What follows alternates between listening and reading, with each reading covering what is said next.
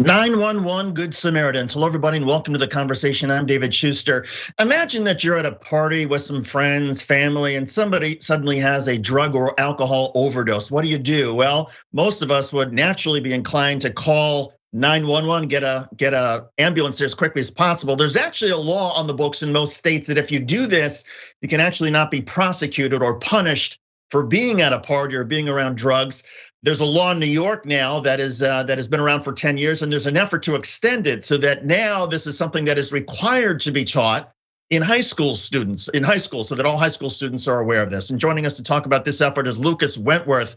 He's a cannabis industry publicist. He's also a harm reduction advocate. Lucas, good of you to join us tonight. Thank you. Thank you for having me, David. So Lucas, you had your own experience when you were 17. Tell us about it. Yeah, so around the time I was 17 years old, I was at this small gathering at some of my friends' house while their parents were away. And we were doing, just the usual things that youth do at these types of parties. But at one point, somebody came running over to where I was, and they told me that a girl had snorted something. It was unclear what she had snorted during all the chaos. But by the time we went over there, and we tried to shake her, and we were yelling for her to wake up, it was pretty obvious that she was overdosing on something. And so everybody around me started freaking out naturally. People were trying to decide what the best course of action would be. Some people proposed we drop her off outside of an emergency room. There were other people that were just talking about leaving the party.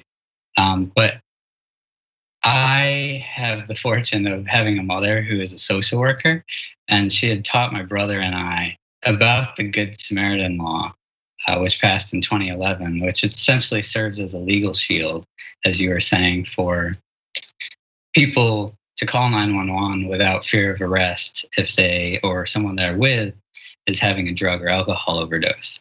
And so because I was knowledgeable of this law and our rights as minors around it, I was able to assure everybody around me at the party that we would not be getting in trouble if we called 911. And in fact, that was the right thing to do.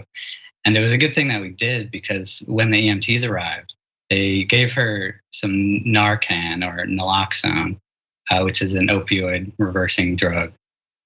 And they told us that she wasn't breathing when they arrived.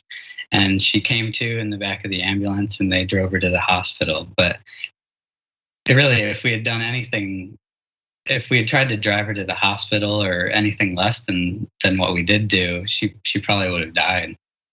And it sounds like the biggest challenge now is really to try to convince or try to, public awareness, to let more people know that this law exists. Yeah, exactly. And that's why I'm so happy to be on your show and to be talking about some of the stuff that I'm trying to work on. Now, what's been the reaction as you've gone to New York lawmakers to say, hey, it's great that this law exists, but let's actually make sure that high school students, as part of their curriculum, are taught about it? Yeah, so this is really kind of a citizen lobbying effort.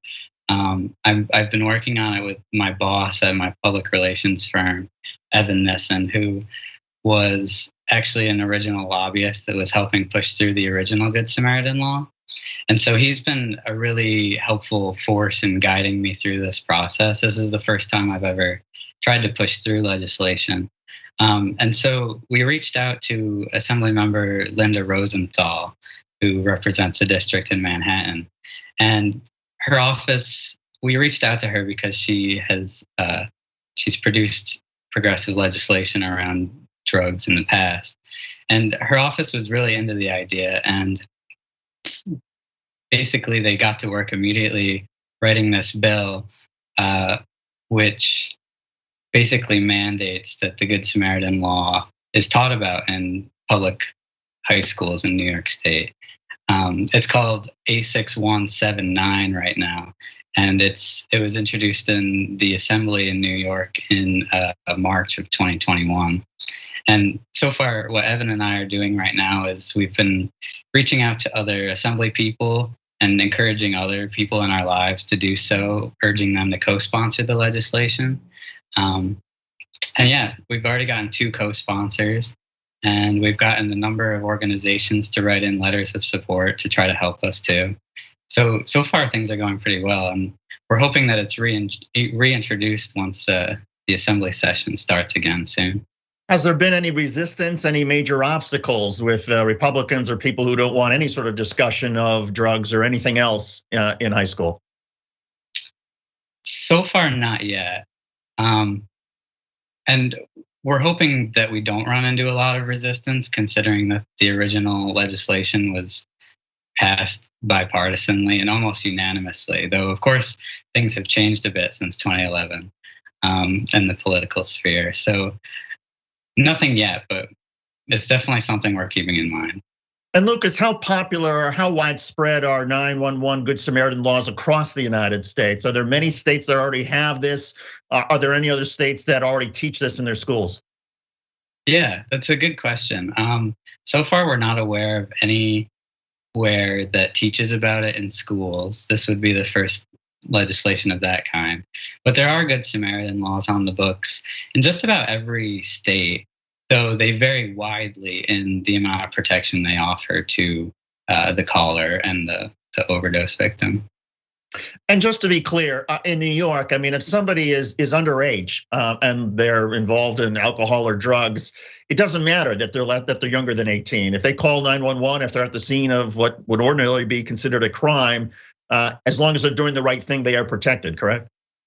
Yeah, that's exactly correct. And that's why we think it's so important to teach about it in high schools, because the reality is this, just teaching generations of New Yorkers about their associated rights with this law will end up saving lives, especially young lives. And has the treatment for overdoses gotten better over the last 10 years? There have been a number of advancements, yeah. And New York State is actually on kind of the progressive end of these types of harm reduction legislations. I know that there's been some others that they've passed this year that like allowed medically assisted treatment in jails and prisons. There are some other things too, but there are a lot of advancements in harm reduction legislation, which gives us encouragement about this one. Do you find much surprise when you talk to younger people who are not aware of this law, or going back to that party that you were at when you were 17? I mean, it seems like it should be a no-brainer for most kids that, hey, do the right thing, call 911. But I gather that for a lot of kids, they're terrified. They're afraid that they're going to get in trouble. Yeah, that's exactly the case. In my experience and in talking to other people, young people. My wife is actually an educator. She teaches sex and health education in Buffalo Public Schools, where we're located. And as part of she works for like a nonprofit that is contracted to schools to teach health classes. And as part of her minors' rights curriculum, she started to tell the youth about the Good Samaritan law. And many of them have been coming up to her and thanking her and telling her that they weren't aware of it. So it's really an important thing to teach the youth about it. And that underscores that even right now, if it's not a requirement to be part of the curriculum, there's nothing, I suppose, in New York or really in any other state that stops a teacher from saying on their own, hey, I just want to make sure you are aware of a law that exists to protect all of you who may be going to a party tonight or tomorrow night or over the weekend and may see something catastrophic. Yeah, definitely. So you mentioned that you think this is going to be taken up when the assembly gets back in session. I assume that it passes. How quickly would it take effect? Could it go into as early as, say, winter time in the school year? I mean, what's the time frame for all of this? Yeah, hopefully it would be implemented as soon as possible. Probably it would take a little bit of work to get it into the current curriculum. So I would imagine it would probably take about a school year to be implemented. And the current trajectory of drug overdoses, are we seeing more overdoses now than, say, 5 years ago? Less, about the same? Where are we? Yeah, actually, just last week, the CDC released its latest numbers about overdoses during 2020, and it was incredibly tragic. It's the worst year in recorded history in the United States in terms of drug overdoses. I believe the number was something like 93,000 Americans died of preventable overdoses last year, and over 5,000 of them were in New York alone. So that really underscores the importance of it. And do you see that as a function of the pandemic and just sort of the general malaise and depression of people in general, or is there something else that's driving this? I think it was definitely exacerbated by the COVID-19 pandemic. And I think probably a lot of harm reduction advocates would agree with that. Well, Lucas, it is really a terrific work that you're doing, and good luck in trying to get this extension of the 911 Good Samaritan bill passed so that high school students are required to learn about it. Everybody should know about this, whether you're in high school or college or any age. Call 911 if you see somebody having an overdose. Do it. You're going to be protected, at least in New York and most states as well. Lucas, good of you to join us on the program. Thank you. Thank you so much. I really appreciate the time. You got it. We're very honest that we're progressives. We call the Young Turks home of progressives, and we support progressive candidates. There has been this reemergence of political activism, especially among young people. This weekend was the second Women's March, both across the US and across the world. So these people are not simply marching, they're not simply talking, they're also running for office. And when they do run, they're gonna make a difference. Joe Crowley is congressman from New York. He's very powerful. Why? He raised a lot of money. But there's someone finally challenging him. We need to have representation that advocates as fiercely for working class people as possible from this seat. If candidates like Alexandria Ocasio-Cortez even get a little bit of media attention outside of what the Young Turks does, they have an excellent chance of winning. She's gonna win. She's gonna win. 68% reporting. The majority of Americans want Medicare for all. So I don't care what you and your corporate cronies want. What I care about is what the American people want. We believe in total change. Everything runs on donor money.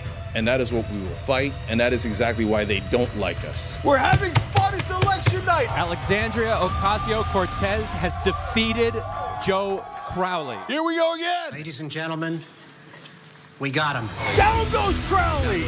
Down goes Crowley. Down goes Manafort. Down goes Cohen. Women came out in record numbers in the primaries. They said you'll be lucky to get one candidate. We now have 12 that have won their primaries. Bezos and Amazon announcing that they are going to go to a 15-hour minimum wage. We're making progress. Let's keep going. Many of these women made history. The biggest victories, all women of color. Rashida Tlaib and Ilhan Omar, Sharice Davids and Deb Haaland. And I want to go to Congress because I want to change those things. I'm calling it. Jamal Bowman has won. Down goes Engel. Down goes Engel. For a long time, we have not had progressives in power. It's going to be something to behold. Welcome to Happy Hour, everybody. After a week of soul-crushing news, we break out the good stuff. Good news, good videos, good people, and, of course, drink good alcohol. That's the worst thing I've ever had. This is the best show.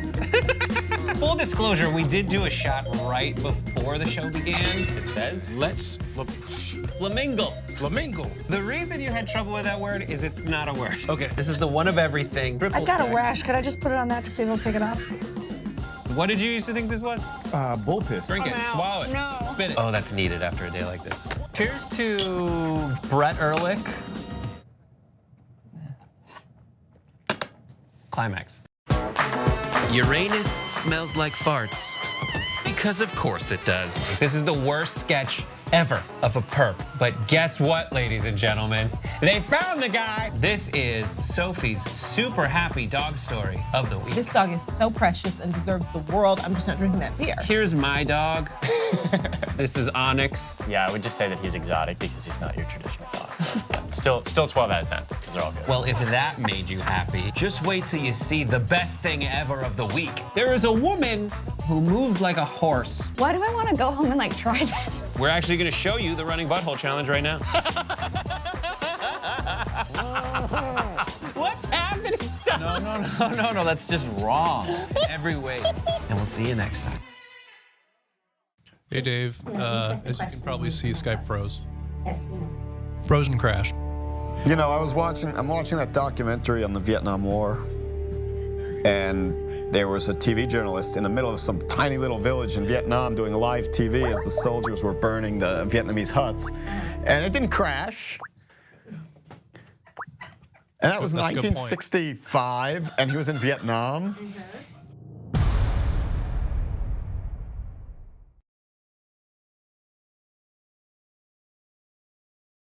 Welcome back to The Conversation. I'm David Schuster. All of us, of course, are deeply aware, painfully aware, that we seem to be living in two Americas, the America of the informed and those who are uninformed. And nowhere is the example more deep and frustrating than perhaps in COVID-19. There are some people who just won't take the vaccine, are misinformed by Fox News and all the rest. And as a result, the numbers are going back up. Well, there's an effort to try to change this and to try to help people become more informed and draw attention to this deeply disturbing divide in America. Kristen Urquiza is the co-founder and executive director of Marked by COVID. It is a nonprofit, and she joins us now from San Francisco. Kristen, this is deeply personal to you. Explain why. My dad passed away from COVID-19, and that happened about a year ago on June 30th. But part of the reason why he got sick in the first place was that he believed what was coming out of the president's mouth and the governor of Arizona's mouth and what was being broadcasted on Fox News, that it was safe to resume normal activities. And so disinformation played a huge role in my dad's passing. Was he aware at the end that he had been misled? He told me he felt betrayed. It was one of the last things that we talked about before he was intubated. And it broke my heart to know that the people that he trusted misled him, and that in the end, it cost him his life. Kristen, how old was he? My dad was 65, and he hadn't had the chance to retire yet. He was getting ready for that.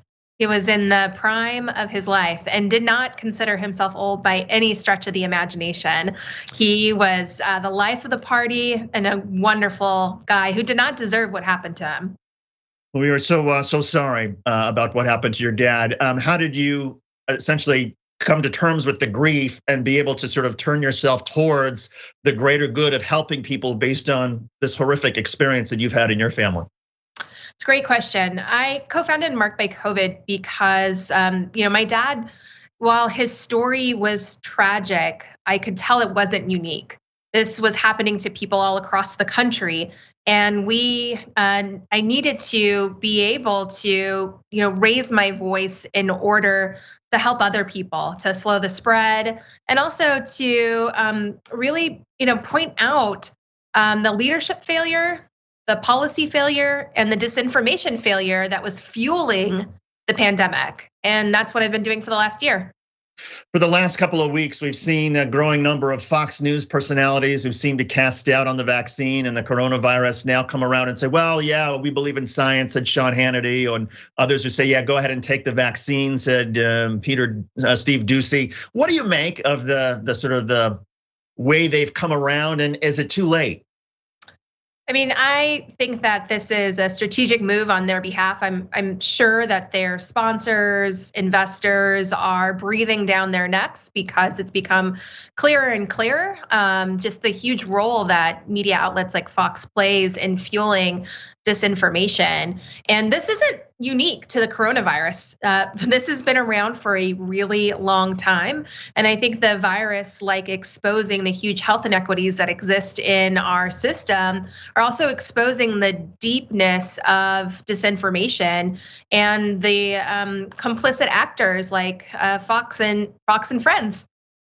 Is there a correlation between level of education and misinformation, or people being misinformed? In other words, I mean, it seems like there's an argument now that the divide in the United States is really between, the coasts and sort of the South and the heartland. But it feels like there may be something else going on. Well, one thing I do know for sure is that the majority of people, upwards of 80% who are unvaccinated, make less than $60,000 a year. So this is not just a coastal thing. It's a thing about, poverty versus folks with higher incomes. And in the case of my dad, I mean, he was a really smart individual, but part of his loyalty to Fox and the Trump administration has to deal with the fact that was, he was a lover of the Republican Party. He was a lifelong Republican, and those, news stations to him, seem to be sort of the microphone of the party, which is exactly what we're seeing. Given that frustration that so many people have, a lack of trust in institutions, which we hear about particularly in lower income and people who have lost their jobs because of technology or because of change, and they feel like, well, the government hasn't done anything to protect them, and therefore they can't trust politicians, they can't trust government institutions, they can't trust systems to sort of help them. And so I suppose, when somebody like a Donald Trump comes along and says, oh yeah, you shouldn't trust them, and here's why, it's almost sort of irresistible. Given that sort of frame of reference that they have, how do you get them to go from that deep mistrust that they have of all things institutional, and get them to trust the science and trust the National Institutes of Health and the CDC? Well, the thing is that this type of work takes years because this is a type of programming that's been going on. And when it comes to the coronavirus response, we don't have years, we have minutes. This is a race against time, and solely focusing on disinformation is not going to get us the vaccination rates that we need. So right now, what we are focused on doing is helping to make sure that we lower barriers to access to people who want to get vaccinated, and do what we can to start that long-term education to help bring people back from a totally different place. And that starts with not shaming people. These folks in many instances are victims of disinformation, and we cannot blame them fully for the way that they see the world, because they really are existing in an alternative universe. We've seen honest obituaries on the rise over the last year, and I believe there was one also with your dad. What sort of role do honest obituaries play in sort of grabbing people's attention and educating people? An obituary is a really powerful tool that a family has, and really saying the last word for their family. When my dad passed, we wrote an honest obituary in which we squarely put the cause of his death not only on COVID-19, but on the politicians who continue to undermine public health outcomes for people of color. It was essential in helping to get my story out there and connect me with other people who feel the same way. And so I think that there's two roles that these obituaries play. One, they allow you to have the last word, to be able to really claim the cause of death in real terminology, but they also help connect people who feel similar to you. And that's one of the things that was incredibly overwhelming at first, was just seeing how, although I felt alone in my father's death, I actually was feeling the way that so many other people out there were feeling about these preventable deaths because of the way that we originally handled the pandemic. Who's your target audience? And I ask this because, I just saw an interview with somebody who said, look, even though my senator has said, yes, go ahead and get the vaccine, I'm still not gonna get it. And so it seems like there's some people who just, no matter what you say, no matter what a senator says, a politician says, President Trump says, they're just not gonna do it. Are there persuadables though? Are there people who are perhaps more reluctant or hesitant that you think are the people who, given the short amount of time that we have, can be persuaded by this campaign? Absolutely, David. Our target audience right now happens to be people who want to get vaccinated but have barriers to access. So for example, the Latino community, which is a community that I'm a part of, we have the lowest vaccination rate still and the lowest vaccine hesitancy rate. Basically, that means that our people want to get vaccinated but are having difficulties in accessing a vaccine. And sometimes this is as simple as being able to have access to medical information in a language that they speak, or something as simple as being able to have guaranteed paid time off to be able to get the vaccine. And our government institutions, local governments, state governments, what are some of the concrete steps they could take in order to try to reach out, say, to the Latino community? One of the best ways in order to reach out to the Latino community is to work with leaders in the community and to bring the vaccines directly to places of business as well as places of worship. Being able to partner with grocery stores, with other sort of businesses that essential workers work at, has been a tried and true tested method that has helped increase vaccination rates in historically Hispanic communities. Do you have a sense about, well, first of all, are you very optimistic that this campaign will work? And how do you define success? I mean, I am, cautiously optimistic is the way I typically describe most of the things that I do. But success is twofold. It's one, whenever we are able to control the virus so that it is not replicating in ways that it is. And also, it's whenever people who have been severely harmed by the pandemic, people have lost loved ones, the 110,000 children who lost a caretaker, folks like that, whenever they have what they need so that they're not further left behind as we eventually recover from this pandemic. Kristen, thanks for joining us. Thanks for having me.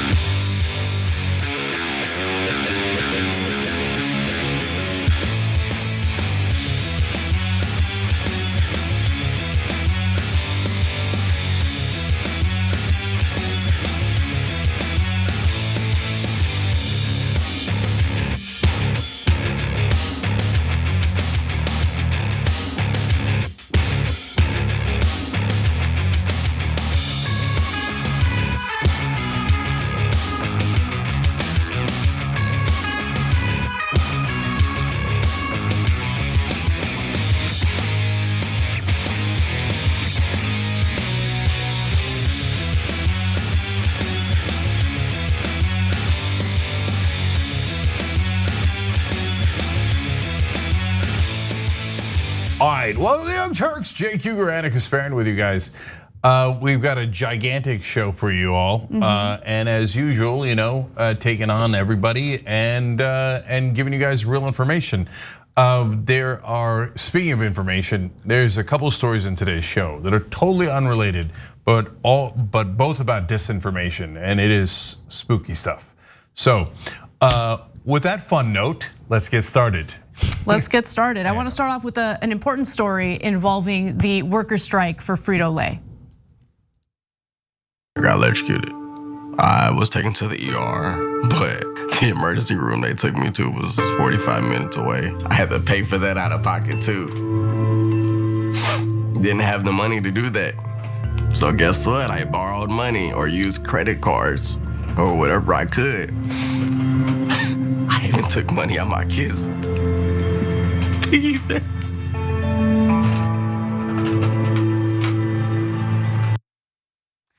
Imagine being a worker in the United States, one of the richest countries on the planet, working for one of the most profitable companies on the planet, Frito-Lay, getting electrocuted on the job and being completely abandoned by the corporate executives who want to ensure that they increase their profits, even at the cost of human lives, and in this case, the health of one of their employees. Now, we've been talking about the Frito-Lay strike, and we have some positive updates on that. But first, I wanted to highlight what some of the employees at Frito-Lay have dealt with over the last several years. That video that you just watched was Brandon Ingram, who was by all means an appreciated worker at Frito-Lay until he was electrocuted on the job and disabled as a result.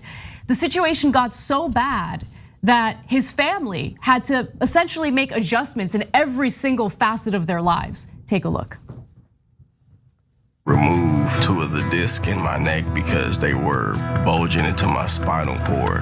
I wasn't getting enough fluid to my brain. If I didn't have the surgery, the doctor said any small fall or accident or something like that, and I would have been paralyzed from the neck down or dead. I still have to have surgery on my lower lumbar spine. From the moment that he couldn't work anymore and needed short-term disability, Frito-Lay abandoned us. I had to file for short-term disability and then long-term disability. Got approved for long-term disability, but that was months later. So no income coming in. That's a picture of the car. We were driving. They require you to go to the doctor so many times, and the doctor has to say that you're in this condition over and over and over. But guess what? You don't have any insurance anymore through PepsiCo/Frito-Lay because they cut you off. I had to pay for that out of pocket too. Didn't have the money to do that. So guess what? I borrowed money or used credit cards or whatever I could. I even took money out of my kids' piggy bank.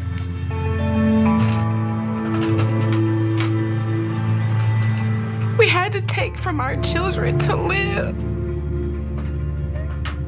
And the doctor knew what was going on. So he was like, look, just pay half of what you owe every visit, and we'll just take care of the rest later.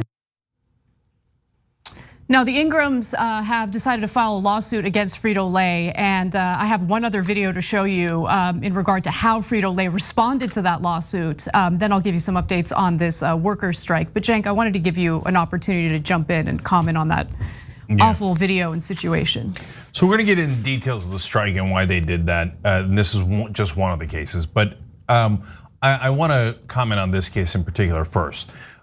So after watching that, I went and checked the EBITDA of PepsiCo. So if you're unfamiliar with those business terms, let me explain. Frito-Lay is owned by PepsiCo.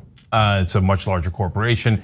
Original product was obviously Pepsi, but then they now own a huge amount of different products, food products in America and restaurants, etc. So EBITDA is profits basically, okay? So because if you're a smaller company and you're struggling with profits and then you have a couple of people go on disability or something and boy, you really need that, man, maybe you're in trouble, etc., right? You're on a local restaurant and you say, well, I can't pay for 2 people that aren't working. Okay, we hear you. So Pepsi, how are they doing? Well, in the last quarter, that's just a quarter of the year, they made $3.782 billion in profit, not in revenue, in profit, okay? That's a 30% increase from 12 months ago, okay? But you look at the last 12 months, they made $13.917 billion. That's a 13% increase. So if you're making, I can go down the list for you guys. I checked all the years. For the last 4 years, they've been making over $12 billion in profit every single year. So you can't turn around and say, hey, I made 12, 13, 14 billion dollars in profit, but that guy got electrocuted on my watch because of my mistake, and I'm gonna throw him in the garbage. Now you got plenty of cushion to take care of your workers who get injured on the job, to treat them right so they don't go on strike, etc. Don't come crying to us, PepsiCo and Frito-Lay, that you don't have enough money when we can see it's in your public records. You got 12 to 13 billion dollars in profits. So that's the reality of it. I know, Cenk, but here's the thing, right? I mean, you really have to weigh things. And so on one hand, you have literal human lives, right? Human lives. On the other hand, you have shareholders and your fiduciary responsibility to do what's in the best interest of your shareholders. So human lives, profit. Human lives, profit. I don't know. This is a really difficult equation. But all the incentives, as we know, are in the wrong place. The incentives are to do right by the investors as opposed to your own workers who are the very individuals who make the profit in the first place. The workers who do the work that's necessary for them to make the profit. But what's even more disgusting about all of this, okay, you have a worker who's severely injured, disabled as a result of being electrocuted, files a lawsuit because his family is torn to shreds financially as a result. And how does Frito-Lay respond to it? Take a look. Frito-Lay, Pepsi, Sedgwick, whoever has people following my family. They are stalking us. Just to find something to be like, oh, he's okay. Recording my kids playing in the yard, recording me doing yard work. They follow me in traffic, on the highway, on streets. They followed me when I gave birth to my baby. They followed me to my daughter's school. I took my daughter out of school and decided to homeschool because I don't know if we're safe. I don't know how many people they've given our address and name and information to just to prove my husband wrong. They've done it for years. Why are you fighting so hard to say that I'm not hurt instead of just look at the paperwork, look at the medical stuff, look at everything I've been through? You would think that I'm a bad employee the way that everything has went. I've never done anything wrong to this company or even with this company. I have numerous awards to show that I'm not a person that you just throw away. Yeah, but are you a shareholder? You have numerous awards, but did you invest in the company? I mean, if you're not a stakeholder, who cares? Right, that's what the model is. Like, we have to stop pretending like decisions are made based on like morality or the goodness in people's hearts or the evil in people's hearts. This is how the system works. This is how it's supposed to work. That's the point, right? The system's got to change. And that's why you have these workers striking. They decided to strike for 3 weeks, and they've reached an agreement with Frito-Lay in regard to their what's referred to as suicide shifts, where they work 12-hour shifts back to back to back, right? The agreement honestly doesn't look that great, but keep in mind, these are unionized workers. The outcome of this agreement isn't great, and they're unionized workers, which shows you just how much the power imbalance works against workers in this country, even if they're unionized, Yeah, so I wanna make a couple of distinctions here, and then we'll get to, again, the details of how it turned out for the strikers. So there's a difference between public corporations and private corporations. Private corporations still run by their founders at least has some discretion, right? But if you're a public corporation, the stock market demands 15% return every single year. And if you don't have it, you're gonna get fired, and it doesn't matter, okay? And so the luxury of saying, hey, maybe we should be decent to this human being who clearly is correct, right? Just doesn't exist, because if you show human traits, you will be fired and you'll be replaced by a robot to run this corporate machine because it's now a public corporation. And so when I looked at Pepsi, I want to go back to that example. Now they had a huge increase in the last year in their profits, but their profits declined in 2020 and in 2018. Now they declined to $12.62 billion. It's not like they're not making a profit. It's not like they lost money. They're still making a giant profit, but the profit declined by 0.75, less than 1%, right? Stock market goes, I'm gonna punish you. Right. And I'm gonna punish your executives, I'm gonna punish everybody. So you better make sure you fire everybody. You better make sure that if somebody gets disabled, you crush them and their souls and their families. Because this is what the greed machine demands. So Anna and I might not perfectly agree on capitalism versus public and private corporations, et cetera. And there's some distinctions to be made there, right? But understand how that part of the system works for sure. And again, if you're a small company and somebody's, is every person who says they got hurt on the job telling the truth? No, of course not. I worked at a station that I was an employee at, had nothing to do with anything else. And Jake sometimes pretended like he was sick and couldn't go to work. I have the opposite problem. I'd go in while I was sick. Anyway, no, there was a camera guy who said he got hurt. And all the other camera guys said, yeah, we worked with him. Not all, half the guys had worked with him before. Said he gets hurt at every job, right? So does that happen? Yes. In this case though, the guy has an exemplary record. All you have to do is look at it. There's no question about it, right? They're giving him award after award after award. He got promoted several times because they're saying, here's why he got promoted. Here's why he's doing an excellent job, right? He's got no blemishes on his record. The medical records are absolutely good. They had to take 2 parts of a spine out. Jesus Christ, is so clear, right? Nope, doesn't matter. The greed machine demands that we crush your soul and your family. Right, and look, executive pay is, when we're talking about publicly traded companies, right? Executive pay is very intentionally tied to the performance of the stock. So, the executives themselves have a personal vested interest in ensuring that they turn a profit because their pay is dependent on it, right? So you mentioned the sticks, which is you can get fired. The sticks also include you're gonna get less in pay. And so are they willing to crush workers, executives, in order to ensure that they keep their jobs and earn as much as they can personally? Yes, of course. Now let's get to the agreement regarding the suicide shifts for Frito-Lay workers in Topeka, Kansas. Now, as I mentioned, for a few weeks, the workers decided to strike. They've reached this agreement. The company, by the way, has responded by saying, listen, I know some of the workers are overworked, but it's not as many workers as you would think. So here's the statement. The company says that its records indicated that 19 employees worked, get this, 84 hours in a given work week this year. Only 19, Cenk, only 19 of their employees worked 84 hours in a given work week this year. And 16 of those allegedly volunteered for overtime. I'm sure that there's no coercion or anything with like the power dynamic in the company. Only 3 of the 19 had been required to work, the company said. Yeah. Now, the workers were frustrated because they felt that they didn't have a choice. They felt that they were forced to work overtime. Right, so that's what the company was responding to. Now, the agreement, which was ratified in a vote that one union official described as close, puts an end to what workers at the Frito-Lay plant in Topeka, Kansas called suicide shifts, back-to-back 12-hour shifts with only an 8-hour break in between.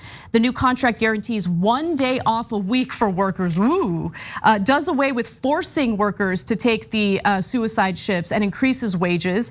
In a statement, Frito-Lay said that the new 2-year contract includes a 4% wage increase for all job classifications and additional opportunities for the union to have input into staffing and overtime. Yeah, so first of all, on the 84 hours a week, the reason why 16 people might have done it voluntarily is because economic conditions are so bad, you gotta work 84 hours a week to support your family. So that's the thing that they, of course, leave out of their equation. But when I saw that stat, I like to think I'm fair. I look at both sides of it, and I have the perspective of being deeply progressive and a business owner. And so I looked at it and I said, okay, wait, is this a major issue or a minor issue? Well, if it was a minor issue, why did 600 people strike out of 850? Right? If it only affected 19 people and 16 of them did it voluntarily, so only 3 people were affected by suicide shifts, why did 600 people strike? right? And by the way, the people who didn't strike, they say, look, I couldn't afford to miss one payment, otherwise my family's screwed, right? So this was obviously pervasive at this particular workplace, okay? And that's what happens at giant corporations. So at the end of the day, what do they get? They got they had not had an increase in hourly pay of more than 20 to 40 cents in the past 6 to 8 years. So when you have incredibly low wages, which then both the company forces you, but your own personal economic situation forces you to work 60 hours, 80 hours. And look, I choose to work 80 hours a week, but I run this company, right? It's another thing to say to someone, you're gonna work 60, 80 hours a week, and that's because you could barely live on what I'm paying you. So that's a completely different situation. That's why they felt they were forced into a strike. And unfortunately, they come out of it. Did the workers feel like they got something great and they feel great about it? No, it seems like based on their reaction, they're like, it's not great. It's not what we were hoping for, but I guess it's a tiny bit better than it used to be. One worker who spoke to the New York Times on condition of anonymity said this: a lot of people had to vote yes because they were running out of money and didn't have insurance. So this person, of course, spoke to the New York Times on condition of anonymity because he or she is worried about retaliation by the company. But it seems as though the situation got desperate for some of the workers, which is why they had this vote. And it was a close vote based on what the union itself is saying about it. But at least there's a little bit of progress. But really, this is a small fight in what I think is a larger battle. This isn't something that's just illustrative of Frito-Lay and every other company is wonderful. It's the way that the system works. It's the incentives and disincentives. And we're gonna see the same story over and over again as long as the incentives are in the wrong place. Yeah, one last thing about corporate rule as it affects this story. And you see it underlying a lot of this. So insurance. Once we have an insane system, only in America, every other developed country has universal health care. So if you lose your job, it's okay, that you're still gonna get the surgery for your back. They're still gonna take care of you. If you're on strike, you still have insurance. You or your family member is not going to die while you're on strike. But here in America, we have complete corporate rule. So if you dare to go on strike, if you dare to get hurt on the job because of the company's fault, it doesn't matter. You're gonna lose your insurance and we're gonna threaten your life. We're not just gonna threaten your economic well-being, we're gonna threaten your physical well-being. So back to that assembly line and you'll do as you're told by your corporate overlords. So this is a sick, sick system that we have. And anyone who argues against Medicare for all supports this system where the workers must serve those corporate masters, otherwise their lives are on the line.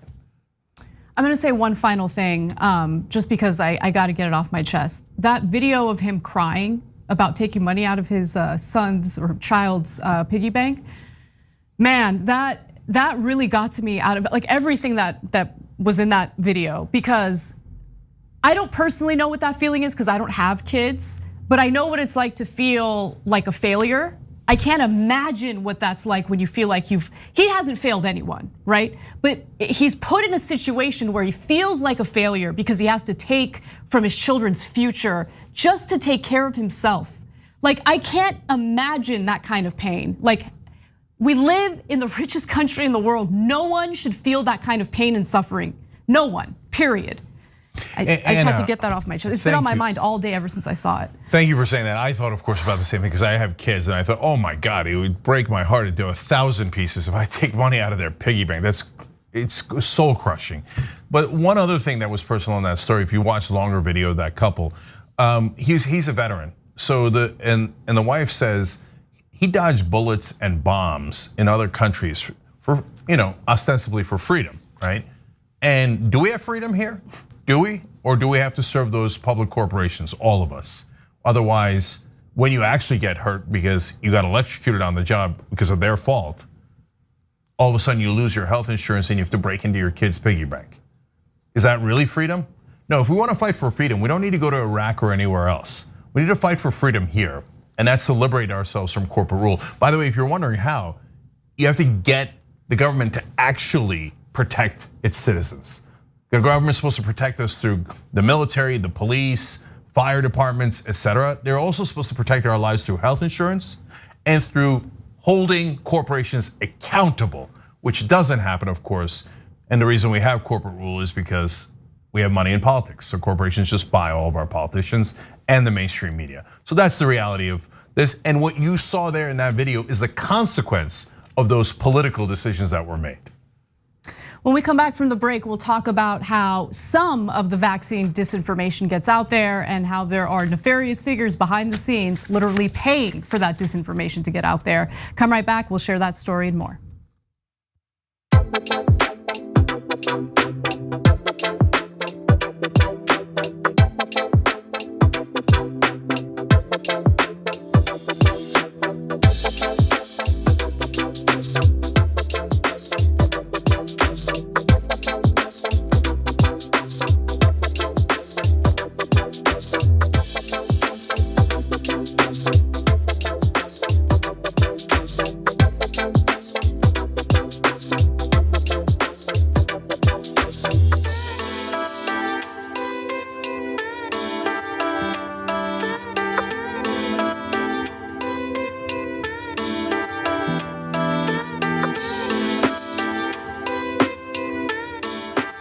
All right, back during the break here. Let me go to as many comments as I can. Naveen Nix says, to lighten the mood, let me just say that Cenk's haircut looks like his CLIPA rights are violated. Welcome back. So you're gonna do me like that? Okay. I think you look like a soccer star. I don't know. Look, that's what the word on the street is. European soccer stars. European soccer star, but I'm not saying Cristiano Ronaldo. I haven't said it. I'm not saying it. For very good reason. Okay, Silly Walks Minister says, good afternoon all, happy Monday. Also, everyone in the family is now fully vaccinated, yippee. That's great, man. I just gotta get my kids vaccinated and we're done, and then we don't have to worry about these monsters. Too strong for Democrats says, was Joe Biden's donors angry when he appointed Marcia Fudge to HUD? If so, how or why did they get away with it? Did he set something up with Bernie agreeing to do this so Nina Turner could run for Congress? Did his donors want to see how far their money could go with getting Turner's opponent elected? Any thoughts or commentary is something I'm looking forward to. No, the donors, the establishment Democrats did not think about Nina Turner at all when they appointed Marcia Fudge. In fact, they didn't even think Nina Turner was gonna win because no one can escape their own perspective. So they thought, oh, we all hate Nina Turner in Washington, so I'm sure she's gonna be hated in her district. This is not gonna be a problem at all. And then they look at a poll and she's up 35 and they panicked. They totally panicked. And they're like, pouring millions, we gotta beat her. Because she's actually a strong progressive voice and could expose all of us. After the election's over, we'll talk more about Jim Clyburn. You never know, the New York Times might be watching and ready to smear Nina Turner for what someone else says about Clyburn or other establishment Democrat that the New York Times works for. That's a whole long story behind that. Anyway, NinaTurner.com/hello, you gotta fight back. Speaking of which, Michael Goldman wrote in, Nina Turner campaign update time. A Warrensville Heights City Council member switched his endorsement from her opponent to Nina. Also, her opponent caught faking applause during his speech. Just donated another $27 to Nina. We have that story later in the program. Her opponent is just a shadow. She's just a shadow figure for, I don't know if shadow figure is the right word. Basically, someone put up by corporate interests, lobbyists, every corrupt person in Washington as, oh, pick a rando, who cares? Who's gonna do our bidding and be a corporate puppet? And okay, to oppose Nina, and we'll just give her millions of dollars and create a candidacy out of nowhere. So more on that later. NinaTurner.com/hello. Franklin Sharp Slicer again to lighten the mood says, "Oh, Salt Dragon, Armenia's jewel." We can see Christian is no fool. As a matter of fact, he chose well. We know because you're so swell. The squad chooses truth over grift. For us, it's really a gift. Happy Monday. Cenk rocks too. No, that might be my favorite so far, especially the part about Christian making good decisions because he's with me. Surprising that you would think that. All right, guys, a lot more. We'll come back.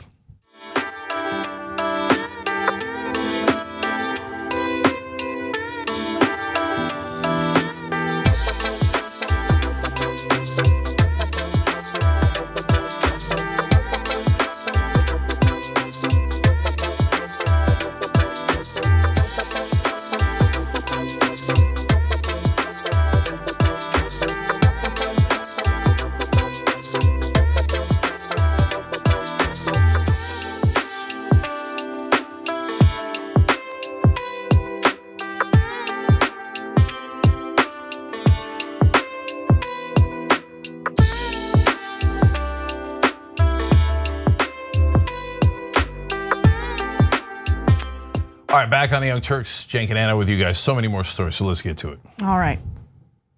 There's a lot of disinformation out there regarding coronavirus vaccines, and now we're getting an inside look into one now defunct marketing firm that was offering money to various online influencers to spread and sow disinformation regarding the Pfizer coronavirus vaccine. Now, BBC and the New York Times reported on this, and the details are definitely interesting, but we still don't have a lot of confirmation in regard to who the clients were behind this marketing tactic. Here's what we do know. An influencer marketing agency called Phase offered to pay German YouTuber Mirko Drotzmann to promote what it said was leaked information that suggested the death rate among people who had the Pfizer vaccine was almost 3 times that of the AstraZeneca jab. The information provided wasn't true. And to Mirko's credit, he looked into this, he saw some red flags, and he's like, you guys are trying to get me to conflate things and make it appear as though the Pfizer vaccine isn't as effective as it really is. And so he and another YouTuber decided to investigate this a little more. The other YouTuber is a YouTuber named Leo Grasset. He received a similar offer. The agency offered him 2,000 euros if he would take part. Phase said it was acting for a client who wished to remain anonymous. So as I mentioned, the two decided to ask some more questions and figure out what's going on, who's this weird, nefarious client who's trying to get us to spread disinformation about the vaccine. Phase told them not to mention the video had a sponsor and instead pretend they were spontaneously giving advice out of concern for their viewers, which, by the way, European countries aren't like the United States. In France and Germany, that's actually illegal. You have to be upfront and honest about sponsored or paid content.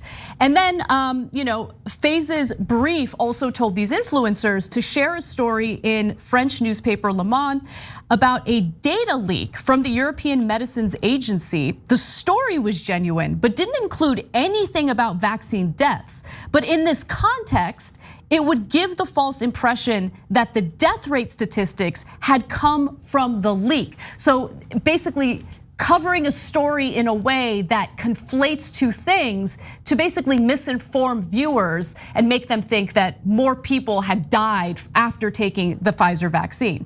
Now, the data that the influencers were asked to share had actually been cobbled together from a bunch of different sources, and it had been taken out of context. It presented the numbers of people who had died in several countries sometime after receiving different COVID vaccines.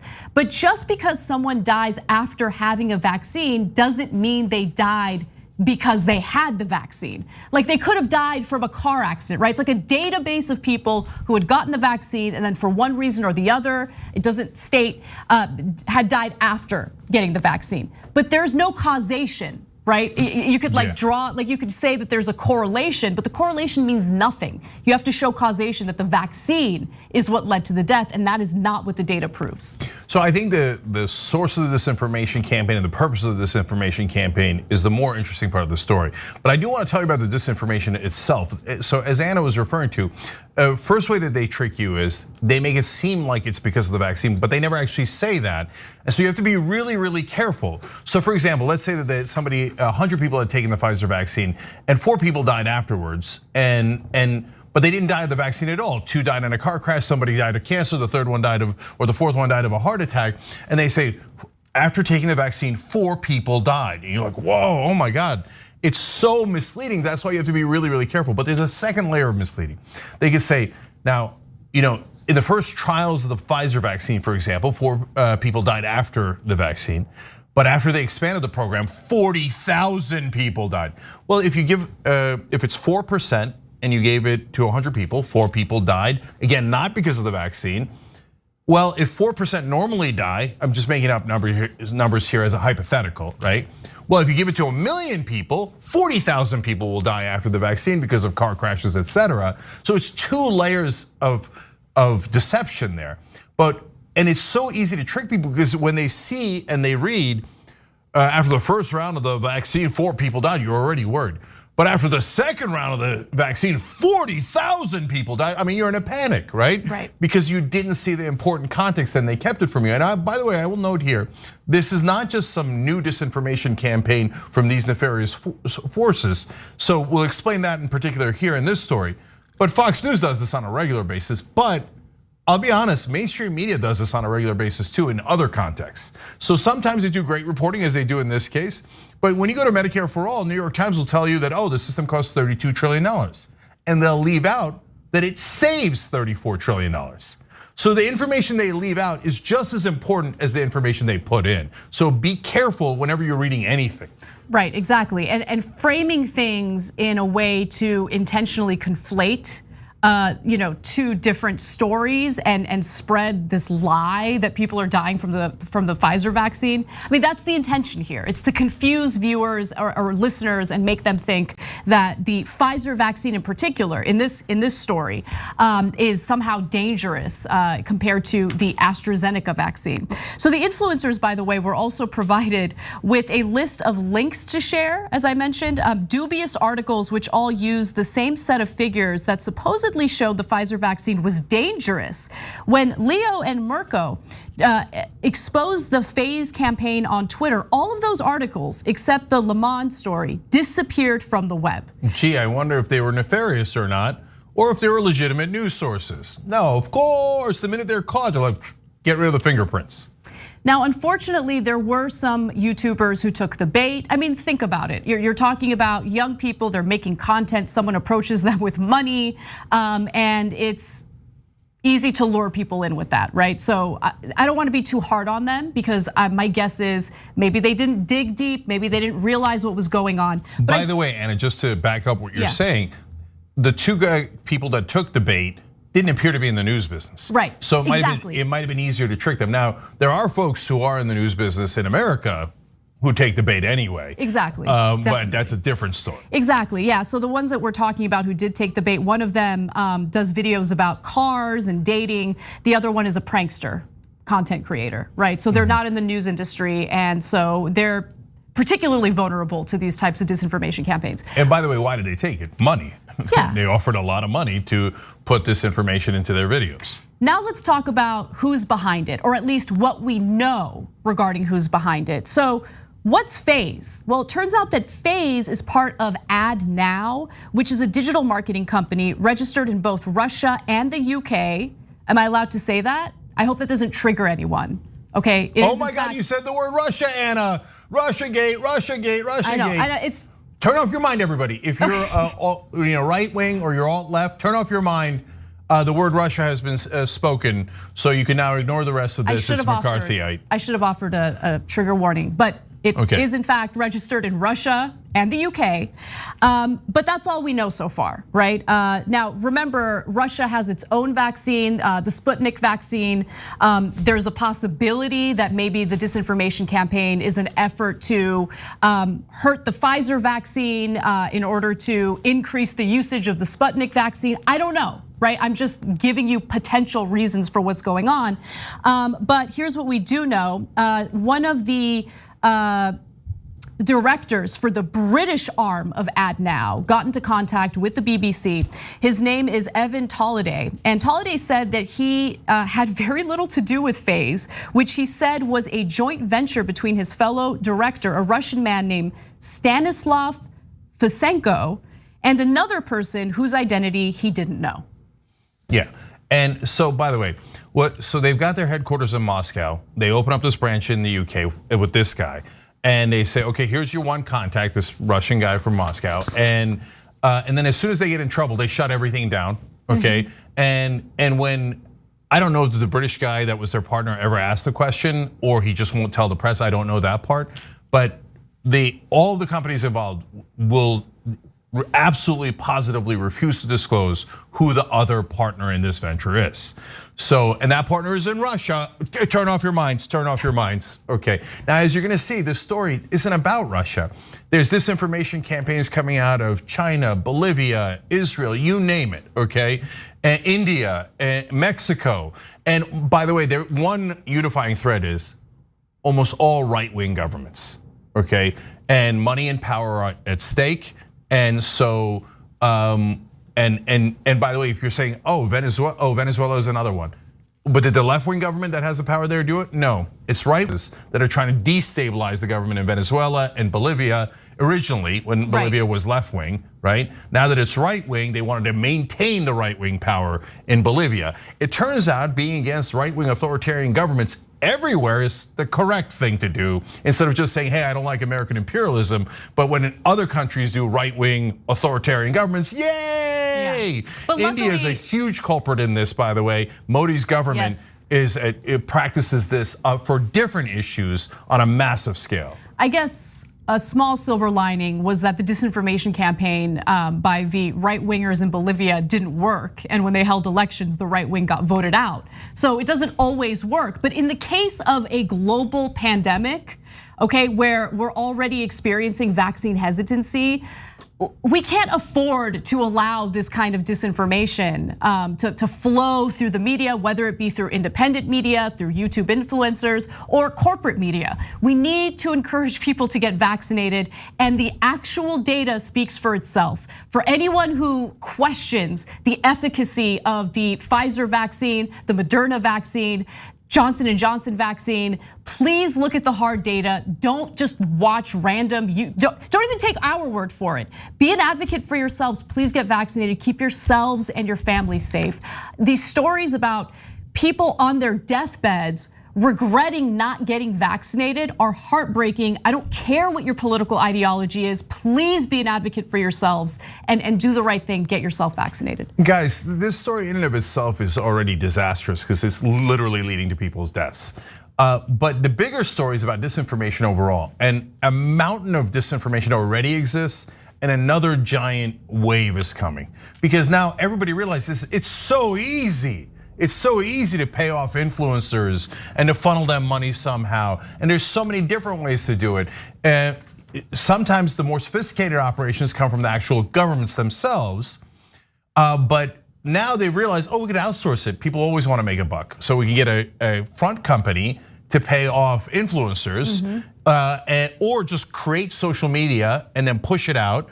And then that way we have plausible deniability. The Russian government didn't do it, or the Indian government didn't do it, or the Bolivian right-wing government didn't do it. We didn't do it. XYZ Incorporated did it. XYZ Incorporated, they won't say who they got the money from, but hey, that's capitalism, baby, right? And so, look, when I first saw the story, Russia, why would it be Russia? I thought it was AstraZeneca because it said Pfizer's bad, AstraZeneca is good. I was like, maybe the secret donor is AstraZeneca, right? But it looks like, no, it traces back to Moscow. AstraZeneca is a legitimate company. They're not gonna wanna route something through Moscow. That's gonna get them in a lot of trouble and cost them more money than it's worth. And then if you're wondering, why did they do that in Germany and France, but they didn't do that here? Right? Because this story does not involve America. Right. The reason is we have plenty of vaccine in America. Our knuckleheads won't even take it, right? Yeah. So whereas in Europe, Sputnik 5, I think it's the vaccine is called, the Russian version, is a real contender. If they get people to stop taking Pfizer, they might take Sputnik 5. And so, by the way, it doesn't mean that it's the Russian government. It could be the creators of the particular oligarch in charge of that company that produces Sputnik 5. I mean, if you're taking Sputnik 5 vaccine, God bless your hearts. Okay, but but to be fair, I don't know the science behind Sputnik's they gotta come up with new names for things, man. I know everything in Russia is Sputnik, right? It's like a little more creativity. We don't know about the efficacy of Sputnik. My guess is it's fine, right? I just want that's not my guess at all. Please do your own research. Yeah, do your own research. But my point is, get vaccinated. Just get vaccinated and be skeptical of any type of content, whether it be online or on television, that discourages you from getting vaccinated. Yeah, I got to tell you two last couple of things. First of all, we'll put the links down to the BBC and New York Times articles. Please read them because they're fascinating. Okay, but back to China and India. They're running the same exact scams as Russia has been accused of here in America, but they're doing it obviously for their own interest, and sometimes in America, but oftentimes in other countries, right? So, but whenever China's caught, they do the same exact lie, right? oh my God, it's American imperialists that are beating up on poor China. We were just cracking the skulls of the Hong Kong protesters, but and now America is discriminating against us, and they get their own, the useful idiots or whoever they are to defend China and say it's all America's fault that China's taking away the rights of people in Hong Kong. And yes, useful idiots believe things like that, right? Do we want to bomb China? Are you nuts? Of course not, right? But does that mean China is angelic? Are you crazy? Of course not. They're all looking out for their own interests. I think the India one it's too long to get into, but it's in the New York Times story. Please read it. It gives you a sense of like, just take any government, and when they realize how easy it is to manipulate social media, how they use it for their own benefit in a way that honestly makes sense. Of course they're gonna do it. Of course they're gonna do it. It's so easy. It's so easy to hook so many people into thinking, oh, it's all America's fault, or it's all my opponent's fault. It's the left wing's fault, whatever it is that they're pushing. And finally, there was one problem with using these front companies and the social media influencers. They note at the end of one of the articles, the problem is when things go bad, those front company guys are run by super unethical people. And sometimes the influencers are enormously unethical too. And they just want money. So sometimes they hold up the governments for more money. Okay, and so it's the grift that keeps on giving. So now some of the governments are wary of using the grifters because they're grifters. Okay, so there's no honor among thieves. No, but that was a nice little piece of sweet justice at the end. All right, we got to take another break. When we come back, a story that went viral over the weekend involving what appeared to be a cop planting evidence. But did he? We'll take a look into that story and possibly debunk some of that misinformation when we come back.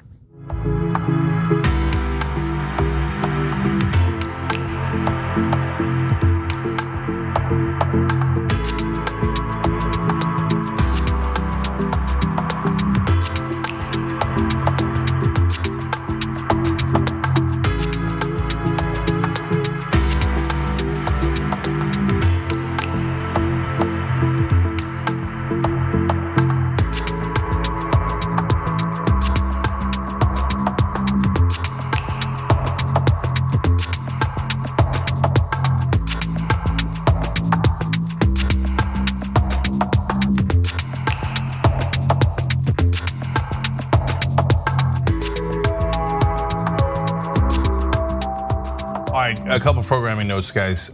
So this weekend on July 31st, that's Saturday at 8:30 a.m. Pacific, 11:30 a.m. Eastern. Go to tyt.com/live because there's going to be a Get Out the Vote rally for Nina Turner. My picture's on there only because I'm covering it, but I'm covering it from LA. But Bernie Sanders, I believe Jamal Bowman and Cori Bush. It's a giant rally for Nina Turner. So I don't want you guys to miss it. So I'm gonna get up in the morning and cover it for you guys. We obviously got camera people there, and then I'll host it for you all. So make sure you check that out on this Saturday morning, okay? And then on August 3rd, it's right around the corner, that's the election night. So don't miss that. I don't even put Chantel's picture on there, okay? Anyways. 5 o'clock Pacific, 8 o'clock Eastern. And the reason I say that about Chantel is because there's 11 other randos in the race, right? They could have picked any random person to oppose her. She's just, that particular random person that's up against Nina Turner. Anyway, obviously that'll be right after the main show. Don't miss it on August 3rd. And then tonight, no, don't do that either, okay? Tonight, we got Old School, 10 o'clock Eastern, Ben and I, Old School. I have 4 or 5 amazing topics saved up. You're gonna love them, okay? I don't know that we'll get through all of them, but it's gonna be good times. And remember, it's free for everybody for the first 45 minutes. And then for the members, we give you another 45 minutes on top. tyt.com/join to become a member, or hit the join button below on YouTube. Speaking of members, let me go to them. Jess B. Anti-Racist says, welcome back, Cenk, we missed you. hopefully you enjoyed your vacation. I did, thank you. We'll talk a little bit about it in the bonus episode today because there was an amazing episode you guys are gonna love from my vacation, having nothing to do with the vacation, but the excess and the greed of the wealthy in this country. Colorado Blue Blazer regular wrote in, thanks for covering the Frito strike. Please look into the United Mine Workers strike in Alabama. It's been going on for months now. Thank you for that, we appreciate it. Worst case scenario, Dragon made a great point. Wow, they can't pay for healthcare for this man, but they can pay for private investigators to harass them. Now look, if somebody sues you, and trust me that there are frivolous lawsuits, you have to pay to a lawyer to defend yourself, etc., right? But these guys know the guy isn't lying. They see the medical records, etc. And instead of going, hey, you know what, why don't we just settle with him or pay him or whatever? Like, no, let's spend the money on private investigators, etc., knowing that they're wrong, right? That's the amazing part. Because it's a form of intimidation. Think about how stressful it is to know that a massive corporation is stalking you and your family, and think about what kind of message that sends to other employees. That's what this is about. Yes. Kelly O'Hara writes in on Super Chat, with all due respect to Cenk, and I love you, man, welcome back. Dr. Richie and Anna make a great team too. I want more of that chemistry. Here. God, isn't Indisputable a great show? I love that we added Rashad Richey. He's awesome. Please check out his show. It follows Damage Report. We'll be back.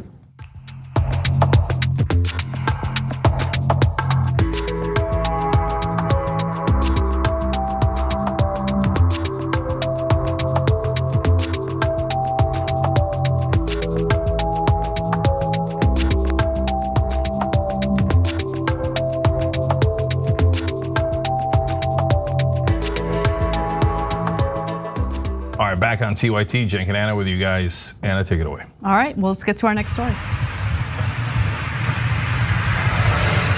Hey, bro, what's that?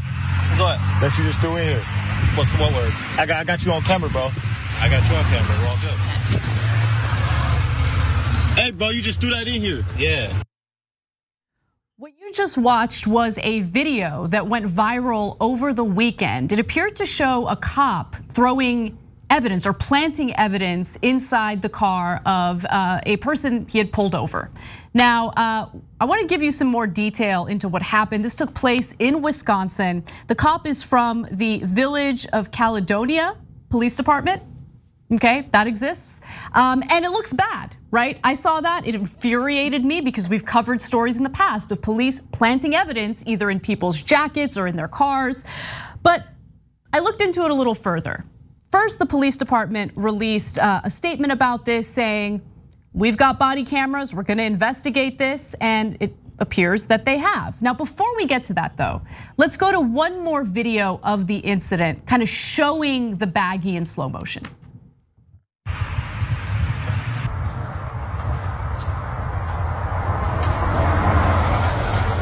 Hey, bro, what's that? What's what? That you just threw in here. All right, so you can definitely see him throwing something into the back of that vehicle. Now, here's what the police department initially responded with. Please keep in mind that the cell phone video is circulating depicts only a small portion of the entire encounter, whereas all available video may provide more context. Read that statement, rolled my eyes, just keeping it real. They continued, all officers assigned to patrol duties are equipped with body-worn cameras, and preliminary information indicates that officers on scene of this incident all had their body-worn cameras activated. In addition, marked Caledonia police patrol vehicles are equipped with dashboard-mounted cameras. As part of the internal investigation, we will be reviewing those videos. We will also need to gather information from all officers who were present. Later, they decided to release body cam footage. And I was skeptical of that because I'm like, all right, they say they've got body cam footage, but are we, the public, going to have access to it? Are we gonna be able to see it? To their credit, they did release it. We have more context. So let's take a look at that and then we'll deliberate. I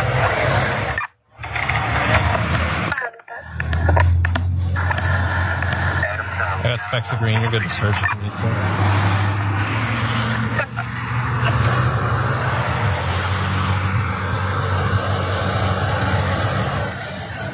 Corner cut.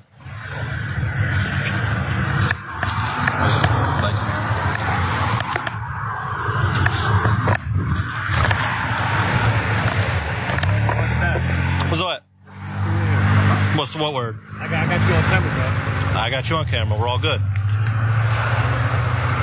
Hey, bro, you just threw that in here. Yeah, because it was in his pocket, and I don't want to hold on to it. It's on their body cam that they took it off of him, so. You just threw that in here, bro. I got you on camera, man. I'm telling you where it came from, so. I got you on camera, bro. It's an empty baggie at the moment, too, so. Okay, Brody. So it was in fact an empty baggie. I want to go to the last graphic here, which shows you a screenshot from the video that clearly shows that it's an empty baggie, okay? And so they had taken the empty baggie out of the other passenger's pocket. This cop decided to put it in the back seat.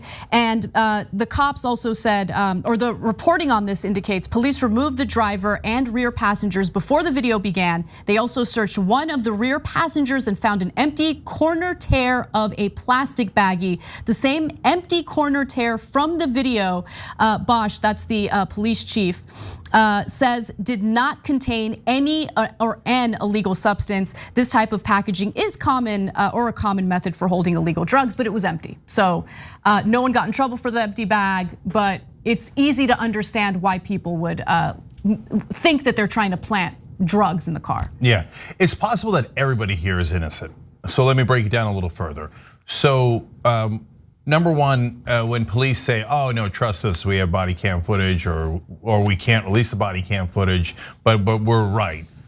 In my experience, that's almost never correct, and so we come in super skeptical on this.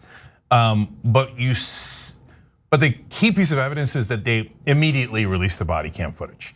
Now, it's actually not definitive. I'll get to why it's not definitive in a second. But the fact that they're releasing it right away means that the cops think that they're right and innocent. Because when the cops are wrong, they don't release body cam footage for years. They'll say, "Oh no, trust us. He ran into a tree and we didn't beat him to death." No. And then they'll hide the footage for years and years and years. Right. And you have to drag it out of them through legal proceedings, etc. Right? Whenever they think they're innocent, they're like, "Here's the body cam footage right away." Okay, did you want it right away? Right away. And in this case, they gave it right away. Okay, so that's not definitive, but it's a pretty good sign. Now, when you look at the whole body cam footage that they released, there is one problem here. So you see him taking it from the second officer, from another officer, and then throwing it in the car, and it is empty, but it is a corner cut. And sometimes what they do is they'll take something that's empty, but has traces of drugs in it, and then they'll take it as evidence. They go, "Oh my God, there was traces of drugs, and it's a corner cut, and that's what people normally use," et cetera. So it could still be planted. And what we don't have is the body cam footage of that second officer. Now, if they release that and they show him clearly taking it off of the defendant, okay, that's a different story, right? So then that'll be more definitive.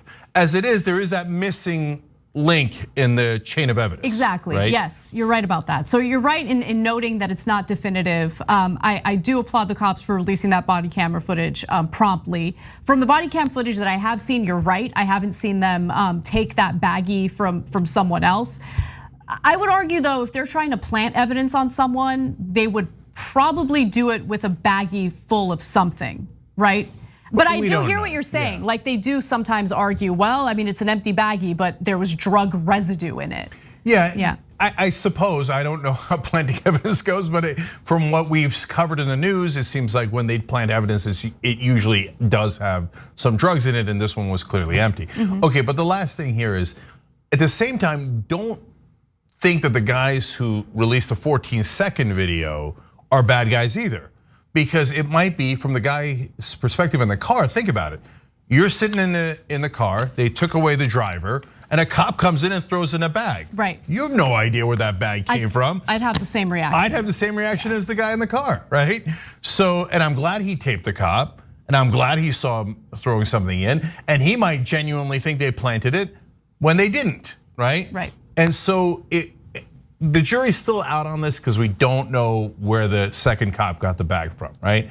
But the circumstantial evidence seems to indicate that probably the cops are innocent in this case, okay? But we'll see, right? But it doesn't mean that the other guys are guilty, okay? Because they have a perfectly legitimate reason to think that it was questionable of the cops to throw something in the car, especially when the guy in the car didn't see them removing it from the driver at all, right? All right, well, let's move on to our next story. This is the perfect story to wrap up our first hour. Lots of fun here. Tucker Carlson, believe it or not, there's a fun story involving Tucker Carlson. Tucker Carlson was confronted by an American truth teller while he was at a fly fishing store in Montana. Now, this American truth teller wanted to call him out for his vaccine disinformation. So let's take down the lower third, take a look at the video. And it is a little difficult to make out what they're saying, but there are some subtitles to help you out. I don't care, man. Okay, just dude, you are the worst human being known to mankind. I want you to know that what you have done to this state, to the United States, to everything else in this world. I don't care that you're not here. What you've done to people's families, what you have done to everybody else in this system. Son, don't call one. So there you have it. Someone approaching Tucker Carlson in the flesh and confronting him about what he does on his show nightly, which is air all sorts of divisive commentary, disinformation, which means intentionally lying to the American people about the vaccine, which has certainly led to some vaccine hesitancy in this country, and it's been a disaster. And what's amazing about all of this is the kind of backlash the man in the video has gotten from right-wingers, which I'll get to in just a second. But let's talk about who this guy is. His name is Dan Bailey. Again, this is in Montana. And when he posted this video on his Instagram page, he included a caption that said the following: "It's not every day you get to tell someone they are the worst person in the world and really mean it. What an a-hole. This man has killed more people with vaccine misinformation. He has supported extreme racism. He is a fascist and does more to rip this country apart than anyone that calls themselves an American." And so he's proud of what he did. And to be quite honest with you, it is cathartic to watch someone like Tucker Carlson, who has no problem directing hatred, anger, harassment toward what he perceives as his political opponents, for profit, by the way, get called out on his behavior. And the people who are crying about this are the same people who tend to be the so-called free speech warriors.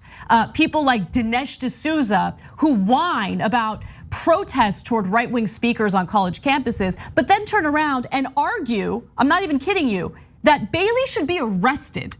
Let's look at his tweet. This is a shocking video. This man should be arrested for what he did to Tucker Carlson in front of his daughter. He hurt Tucker's feelings. The man's gotta be arrested. I mean, free speech for me, but not for thee. Right. Which pretty much defines the right wing. So look, this story I think has plenty of nuance, but first let's note the fun parts. It said Dan Bailey's Fly Shop, but not that Dan Bailey. Yeah, it's insane. That's amazing. Yeah. It's a different Dan Bailey. The founder is already passed away. It's just, so that's a fun, confusing part of the story. And let's keep it real, guys. Part of the reason why this story is getting so much attention is because it's man bites dog. If an African-American person or someone that seemingly left-wing from a demographic associated with that confront Tucker Carlson, it'd be less interesting to most people, right? But since it's a white male in Montana getting in his grill, people are like, oh, and then Dan Bailey becomes an American hero, right? Now, I was wondering why. Well, first of all, he mentioned the comment about hurting people's families. So I don't know if Dan has someone in his family that was affected by the misinformation put out by Tucker Carlson about the vaccine. Don't we all? I know, right? About the vaccine and masks and all those things. And now there is finally some growing anger, whether it's from left-wingers, independents, or even some Republicans in the red states as they see family members dying over and over again because they didn't get vaccinated. And there's story after story of them saying, can I get vaccinated at the end, right as they're about to be intubated, right? And no, you can't get vaccinated or after you already have it. That's not how vaccines work. And so the misinformation Tucker Carlson has been putting out there, while he very likely got vaccinated himself, is really disgusting. But it seems like Dan is also progressive of some sort because he talked about the racism and the fascism, etc. And so now here comes the nuance. So there's a lot of people on different sides of this. The View came out almost unanimously against Dan Bailey. Oh, come on. Okay, now you're not surprised by Meghan McCain, etc. Joy Behar and Sunny Hostin were mixed, right? But Whoopi was very much against Dan Bailey. And overall, they were, why? Why were they against Dan Bailey and not in favor of Tucker Carlson, but against confronting Tucker this way? because they're also famous. And so they don't want to get confronted either, okay? And so, what do you do with that? So now, that's where you require nuance. I've told everybody, don't go to anybody's house. That's a red line, don't do it, it's gonna lead to disaster. I don't care who, by the way, I said that when people went to Tucker Carlson's house. I said, don't do it, it's a bad idea. If it doesn't happen today, it's gonna happen at some point, absolute disaster, okay? And now in this case, apparently Tucker's kids were there, that's bad. And I would try, if you don't want your kids to know you're an awful person, maybe don't be an awful person. No, don't do anything around kids. Try to avoid that at all costs. That's my sense of it, okay? Everybody has their own lines, everybody has their own rules and their own feelings about it, right? But interestingly enough, I got confronted by someone over the weekend, right? And so that gives you a sense of where the lines should be. So it was an InfoWars guy. How do I know he was wearing a giant InfoWars shirt? And it had like a gun on it, of course, a rifle on it. And so, and I'm with my family, and he sees me, he goes, right? So far, it's all fun. There's nothing wrong with that. People have said many things to me in public, trust me, right? And guys have cursed at me in the airports very loudly.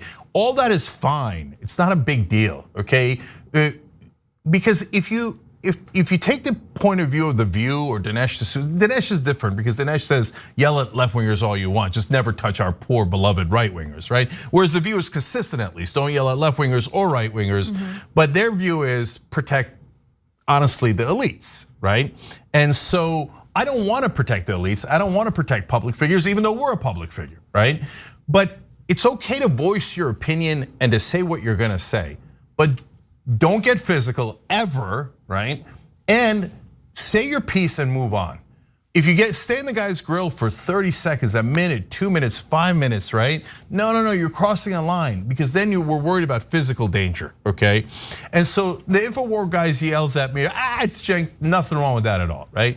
But then he said something weird, and I have to confess, I don't remember what it was, but it caused me to go, whoa, right? And so weird, InfoWars guy with a giant gun on his shirt said something really weird. Of course, and it made it seem like he was going to go and confront me. Luckily, we were already in the car, and he saw me in the car, and we were pulling out, right? But then I had to give my kids a speech, like, hey, because they've seen right wingers confront me, and I say it's okay, guys. It's America, we're all free, etc., right? And I said, but guys, if you see somebody from InfoWars or they see something different, get out of there. Get out of there. If they say anything that sounds physical. Because guys walking around with guns on their shirts, saying super weirdo things to you, and I'm so sorry guys that I don't remember what it was that he said, right? But I remember thinking the first part, no big deal, second part, right? So in Dan Bailey's case, now when you take those rules, you always have to think about shoe on the other foot, right? That's why I tell you the story about me, right? So when you look at Tucker Carlson, well, there's two parts of that. One is, in this case, Bailey's pretty close to him, and apparently Tucker's kid is somewhere in the shop, right? But he never got physical. He didn't belabor it at all. He just told him, you're the worst human being alive. Pretty quietly, to be honest. And very quietly. To the point where we needed to find a video with subtitles. So he's not trying to disturb anyone. He's not trying to call out, hey, I'm calling out Tucker Carlson here in front of everybody, look here. And as soon as Tucker realized he was being filmed, he does that fake smile and walks away. Dan lets him walk away. He said his piece. Yep. Just say your piece and move on. And in that case, I think that's perfectly fine to do that to senators, public figures, etc. Yeah, he did nothing wrong. Dan Bailey did nothing wrong. I get people who have public figure status getting super uneasy about it because they don't want to deal with it, which I gotta be honest, whenever these types of stories come about, it is fascinating to see how easily they just completely ignore when that happens to the left wing. But when it happens to someone on the right wing, like a prominent figure like Tucker Carlson, we can't have it, we can't have it. Okay, fine. But here's the thing.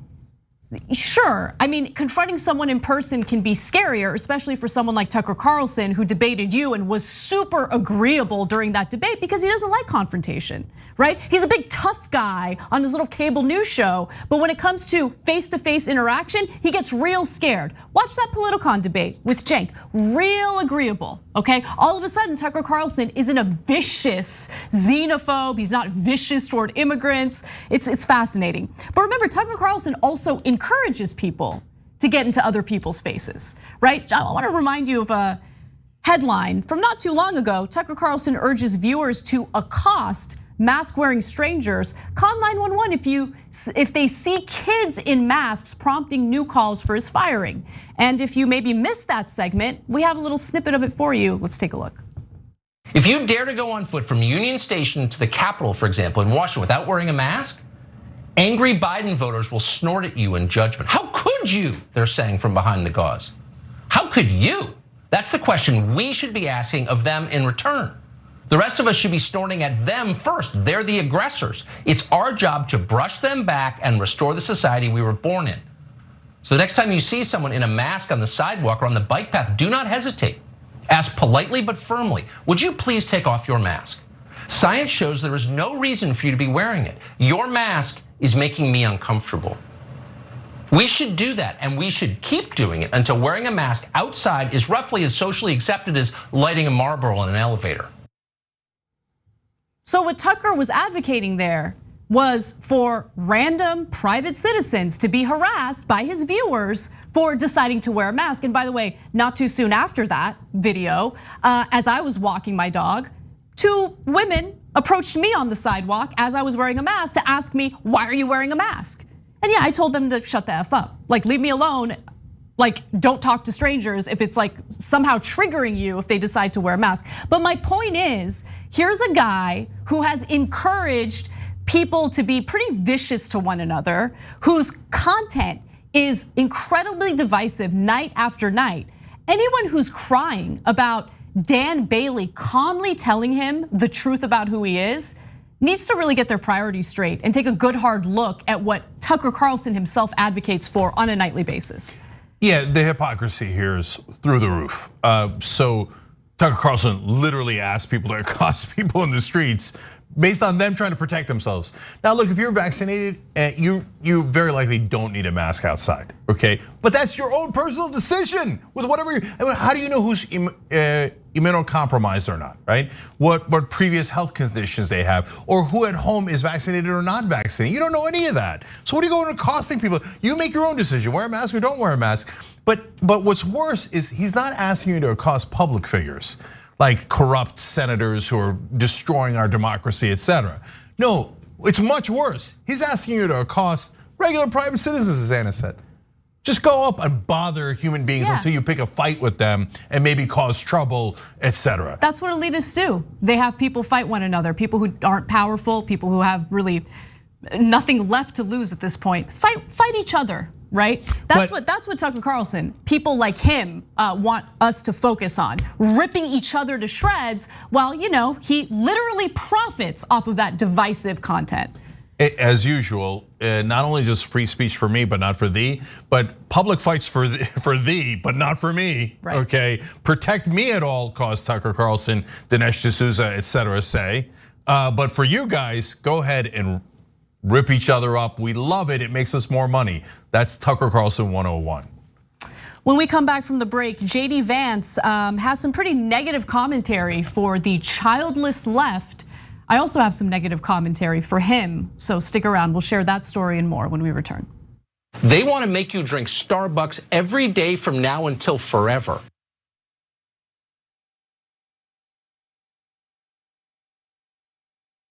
So a lot of progressive office holders are doing something fun.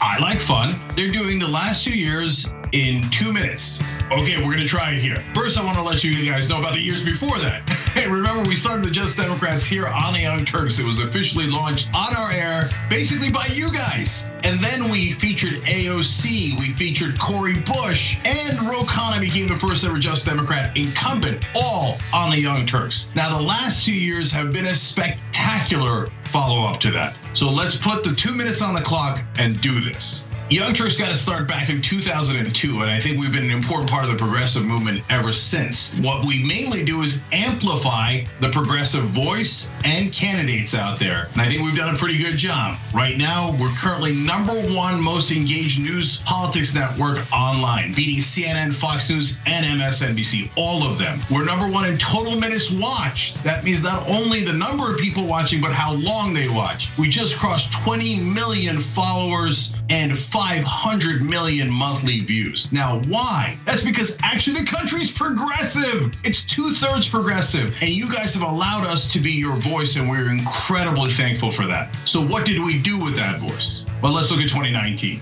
We went all over the country talking to you guys and the candidates. So we were in Miami, we were in Detroit, we were in Houston, and we were in Iowa. In fact, we were all over Iowa. You guys were all over Iowa, and all of the candidates saw you guys. We had wonderful people speaking, like the one and only Nina Turner at our rallies. Bernie Sanders stopped by, Andrew Yang, Elizabeth Warren. We interviewed almost everyone on the campaign trail, with the exception of Biden and Buttigieg. And we held them accountable. We even did a progressive economic pledge, and so many wonderful people signed on to that. Bernie Sanders, Warren, Marianne Williamson, AOC, the entire squad, Justice Democrats, and so many others. Now, on top of all that, we started a show called The Conversation, where we featured so many progressive thinkers, writers, and candidates. And one of the candidates we featured in 2019 was Jamal Bowman. Here comes Jamal Bowman. Then we had an amazing 2020. We hired a climate reporter. Damage Report passed 500,000 subscribers. Young Turks passed 5 million subscribers. We're getting the message out to more and more people.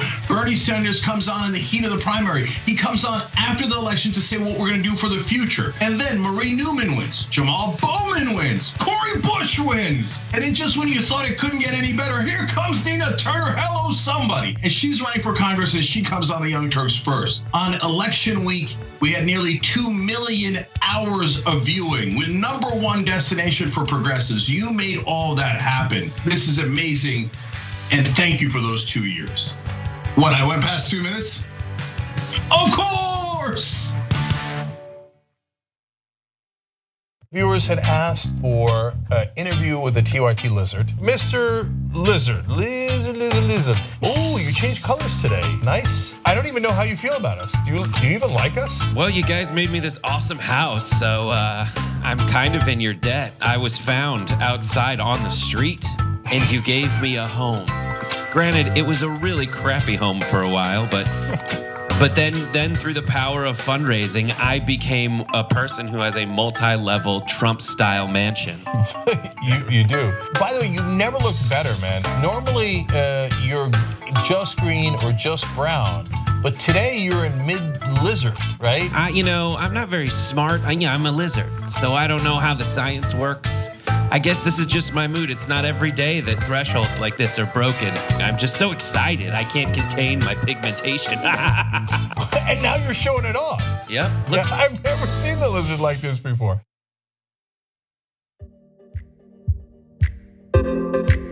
They want to make you drink Starbucks every day from now until forever.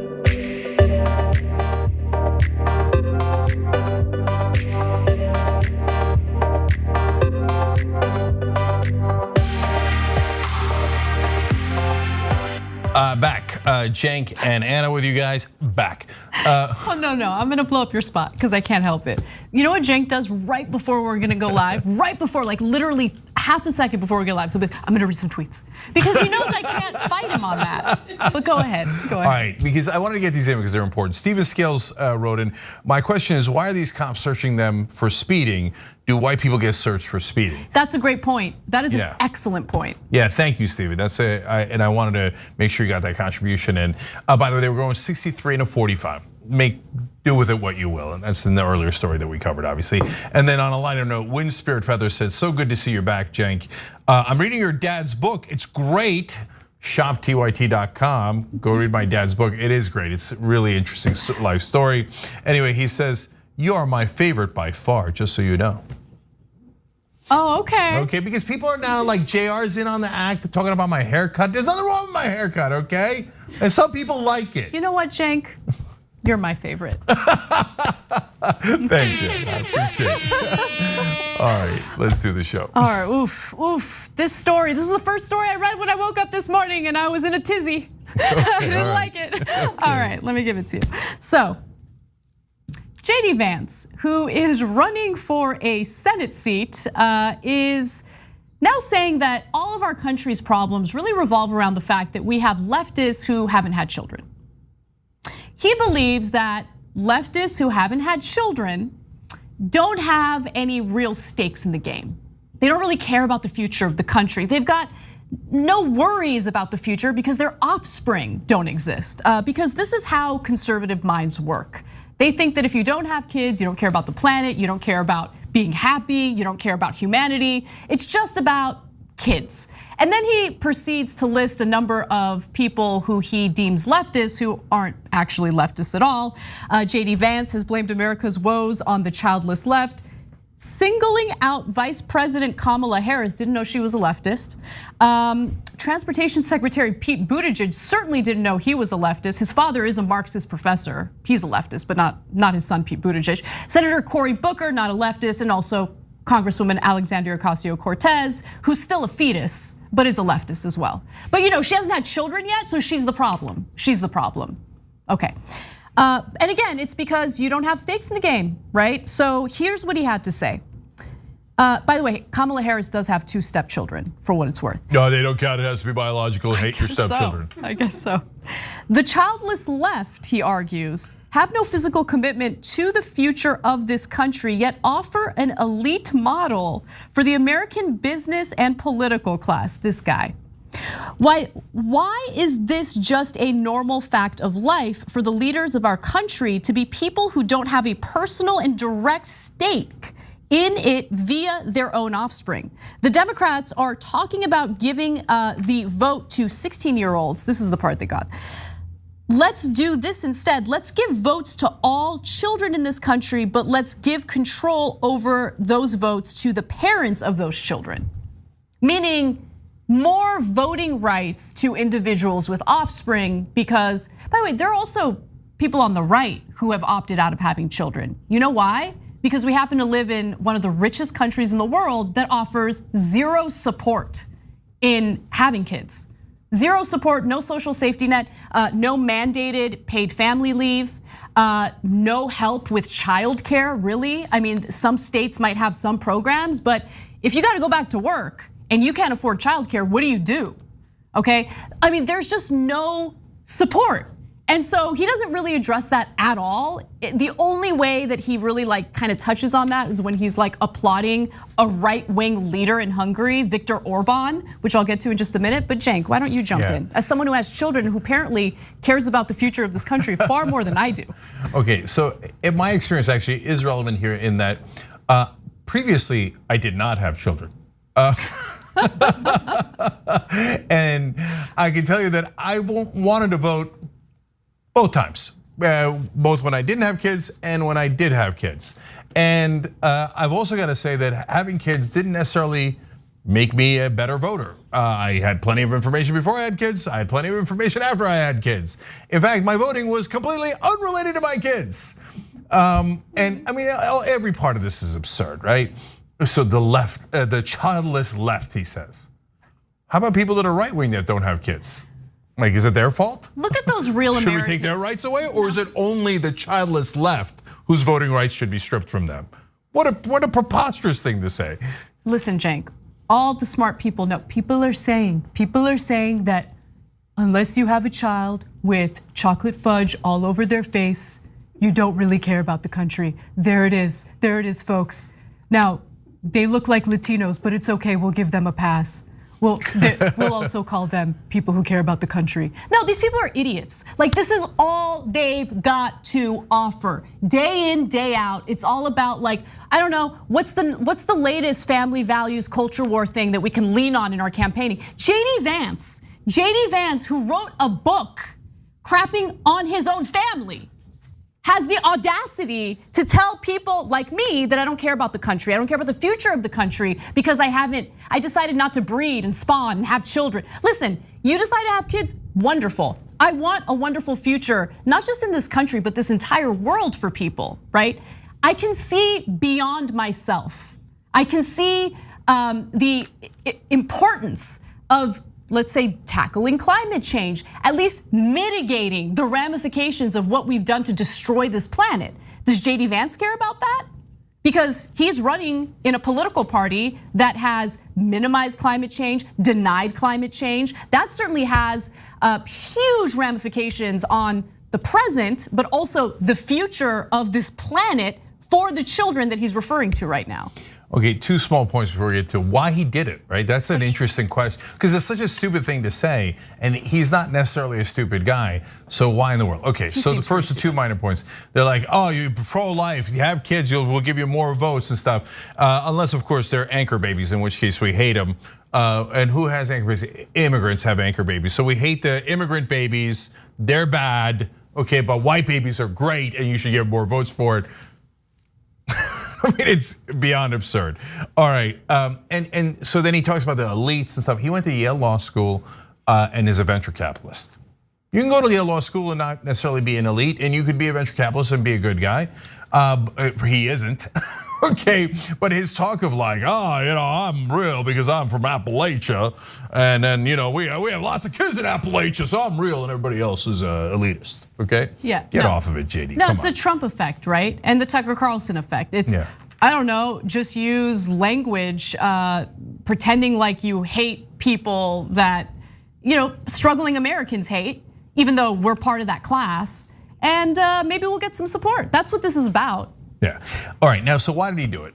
Even though he knows it's absurd, for 2 reasons. One, he got a lot of notoriety about 10 days ago when it was revealed that he had anti-Trump tweets about 5 years ago when Trump was first running for president, right? So he's got to get that stink off of him in a right-wing Republican primary of being anti-Trump. Because the right wing thinks, if you were rational about Trump, you were disturbed by his sexual assault towards women, etc. We hate you. We're pro-sexual assault now, don't you know that? Right? Because Trump did it, so we love it, right?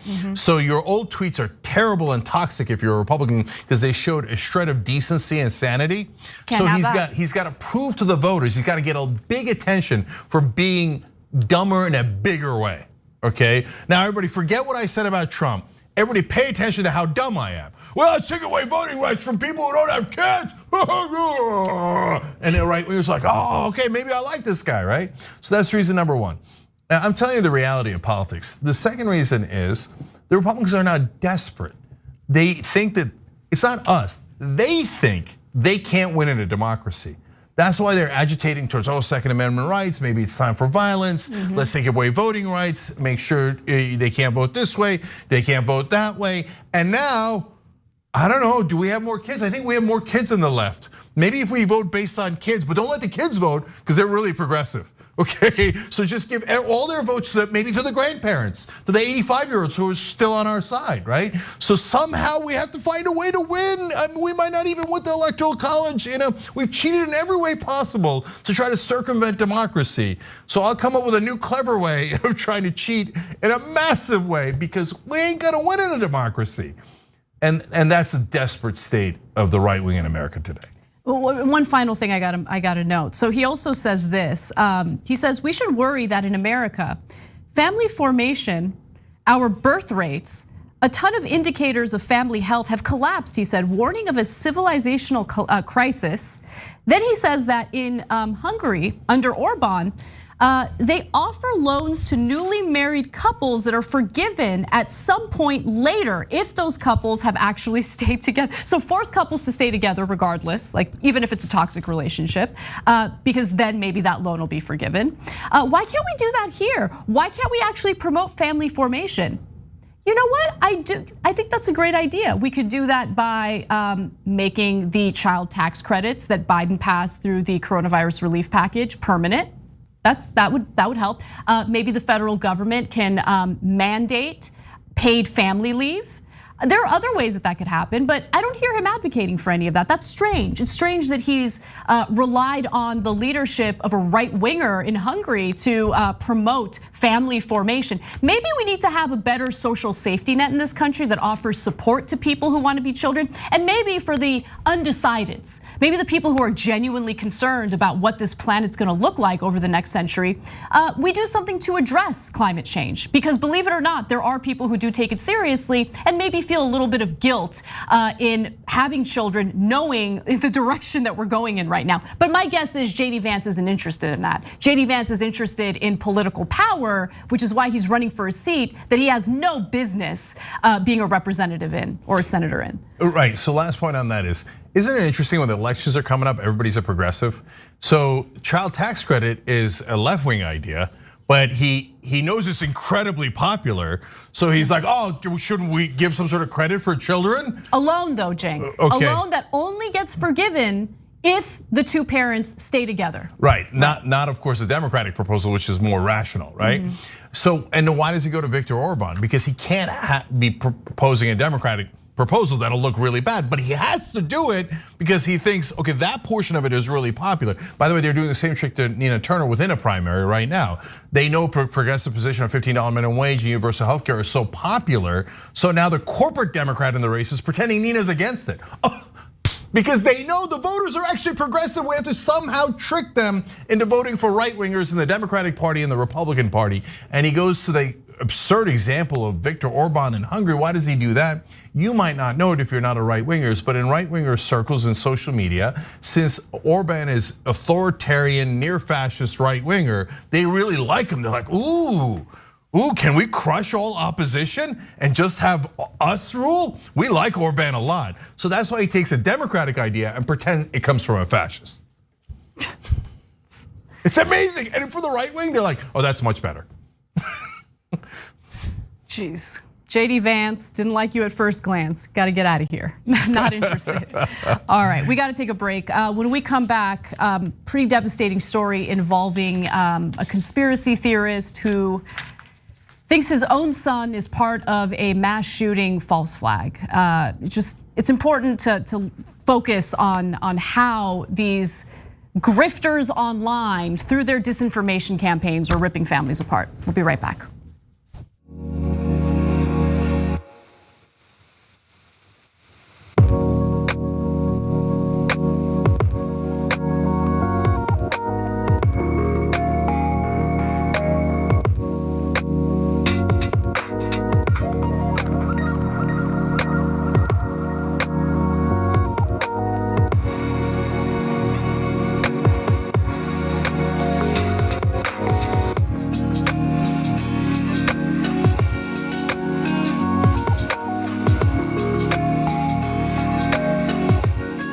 All right, two quick programming notes for you guys. You did it, you've unlocked another emoji, and I had not seen it until just now. It's the no cookies for you. I love it. So these are for our members on YouTube. So you hit the join button below if you're watching on YouTube. And we're gonna do another emoji. So go to the community tab and vote for your favorite emoji. You guys are getting more and more of those. Speaking of YouTube channel members, for producer level and higher, we're doing Ask Me Anything. And that's tomorrow. Anna and I are gonna do it. It's a whole hour. So make sure you get your questions in so that we can answer them. We appreciate the producer level members so much. You guys make the show possible. So we do Ask Me Anything for you guys. That's tomorrow, right after the show, okay? Now I'm going to YouTube Super Chat. Andrew Ullman says, hello, Cenk and Anna. Yesterday was my birthday. May I get a birthday shout out? P.S. I got a haircut today too, Cenk. Andrew, happy birthday and happy haircut, okay? Hopefully you didn't suffer any CLIPA violations. It's a thing, it's a thing. If I get to start European Soccer Store, they get to start CLIPA violations. Okay, Lakima Williams, Lakima Williams writes in, my wife and I are having dinner with TYT every day. Thank you for allowing us to be a part of this family. You guys are amazing, thank you, and enjoy dinner. I'm going to Twitch, Dragon Rose of Desire says, you get my Bezos bucks and a website subscription. My boyfriend hates watching politics, prefers to read, but loves Rashad Ritchie. My roommate considers himself financially conservative, but wants Medicare for all and other programs, and mad crushes on Anna. Okay. Hell yeah. So thank you guys. We appreciate it. And I like that your roommate is at least keeping an open mind. By the way, you know who wants Medicare for all? 70% of the country. Mainstream media are a bunch of liars who lie to you all the time about how it's not popular when every single poll shows it's incredibly popular. The polls range depending on how much the mainstream media has lied about it recently. Bimmer Geek says, love you guys, keep speaking truth to power. Thank you. Little Cake with Sprinkles writes in, 11 months of Bezos bucks for TYT. TYT fam and Dragon Squad make me smile every time I log on. I missed the laugh, blanking on his name, sorry, from the behind the camera more than I realized. Thanks fam, stay strong, Ginger Dragon. So there's two different people who are stage managers. Craig's here today and Edwin's here on other days, and they both have an awesome laugh. Somebody else wrote in the member section saying they missed us doing it in the studio because of the laughs. Thank you, Craig and Edwin, they're wonderful. And also the smartest guys in the room. We'll often ask them for facts and information. Anyway, Metal Kitty Mom gifted 5 tier 1 subs and 5 tier 2 subs. That's amazing. Carte Blanche gifted 5 subs. Mark Belborn gifted a sub. Yoshi gifted 10 subs. Blue Tech, the Belgian Dragon gave 2,000 bits. All that is so important. We love the community there. Last one, tell me what to put. Asked, if we boycott Frito-Lay and PepsiCo, will their stock price go down as a result? I'm genuinely asking. Yes, if you hit them in the pocketbooks, that's where it hurts. There's so much more to discuss about that as we go on through all these days and years. Talk about how you can effectuate change through that. We'll be back.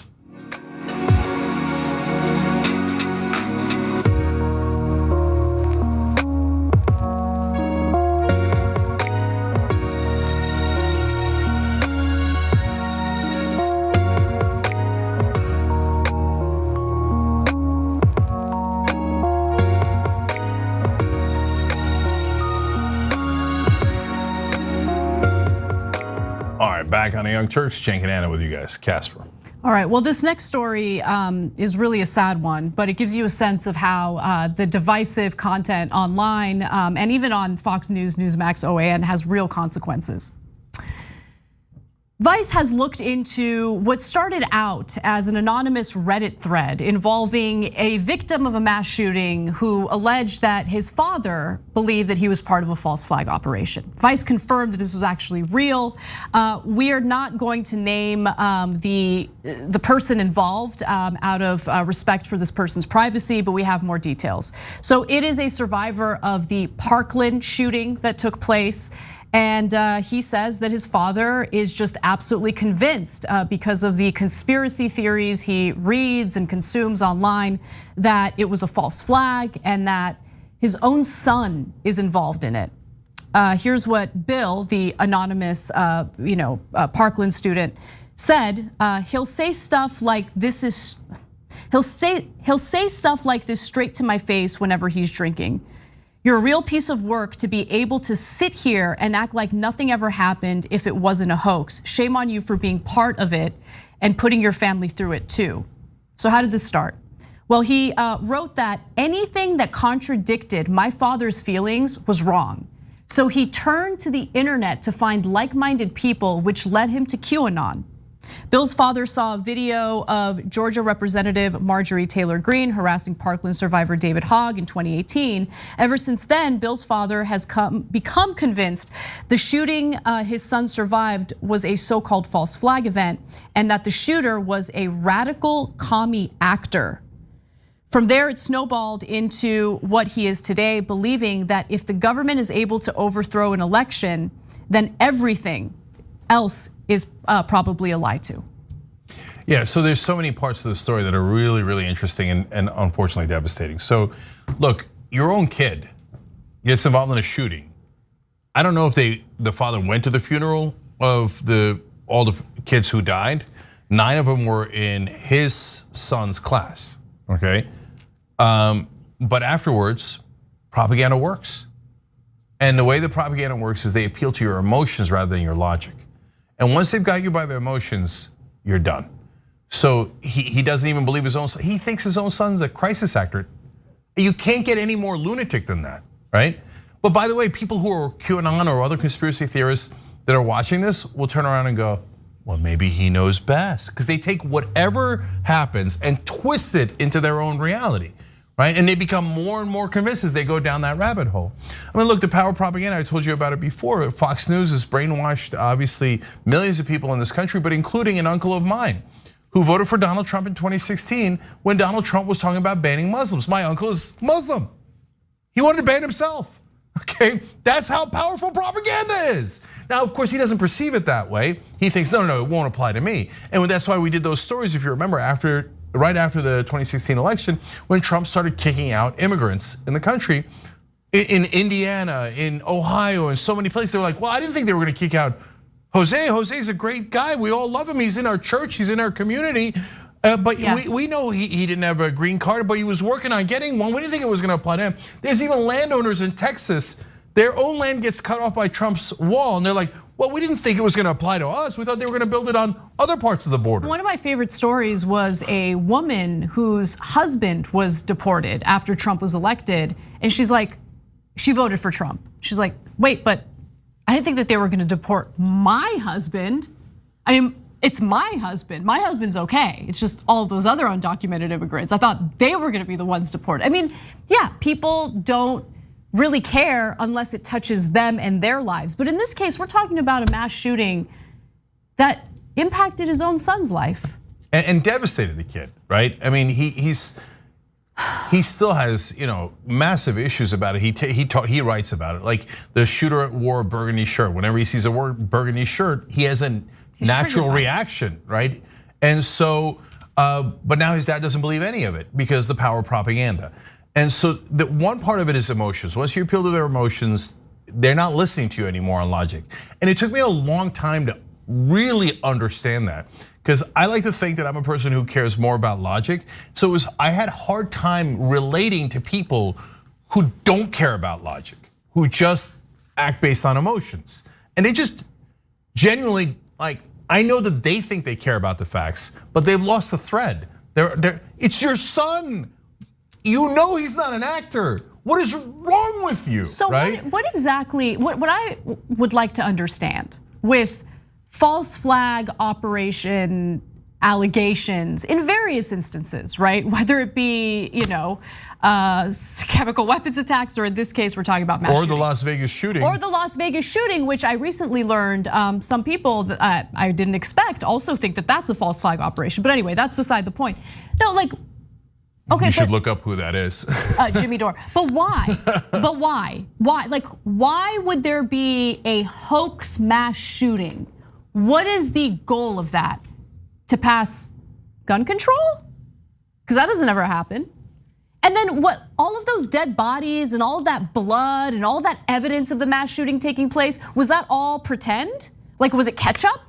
Like, it doesn't really take much to just keep that logic train going. Like, just keep thinking about it, right? Why is this particular father more willing to just not believe his son and believe random people online? His son experienced it firsthand. His son has been traumatized by it. He witnessed his own classmates get slaughtered in that school.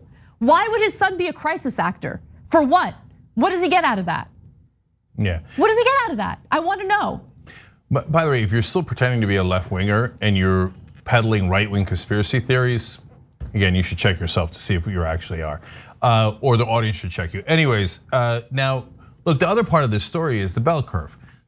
And as different cults form online now, as media is now basically, it used to be we had Walter Cronkite and a couple of anchors, and that was it, and we all had a shared opinion. By the way, some of the former presidents, Dwight Eisenhower, who was a Republican, John F. Kennedy, who was a Democrat, were enormously popular because we all share the same media. And for better or for worse, the media was centrist, and so that had a lot of problems too, don't get me wrong, right? But now as the media not disintegrates, but becomes more individualized, different cults are forming. And don't get me wrong, the mainstream media is a form of a cult, where they get you to believe, the centrist position is the correct position. It's the corporate position is the objective position. Status quo is wonderful, and they brainwash people in that direction. But this form of brainwashing affects some portion of the bell curve. Remember, not everybody thinks like you. Not everybody has the same level of intelligence or emotional control, etc. So for some portion of that spectrum or that bell curve, it's really easy to trick them. And so they're getting huge percentage of the country to believe completely nonsensical things, even if it affects them personally, because it turns out cults are super easy to form as long as you press that emotion button whether it's right wing or in a small sliver of the left wing. I wish I knew more about Bill. Obviously, that's the pseudonym. And I just wish I knew that he was out of his parents' house, because going through that kind of trauma is hard enough. Living with a parent who refuses to validate that you went through something traumatic is a billion times worse.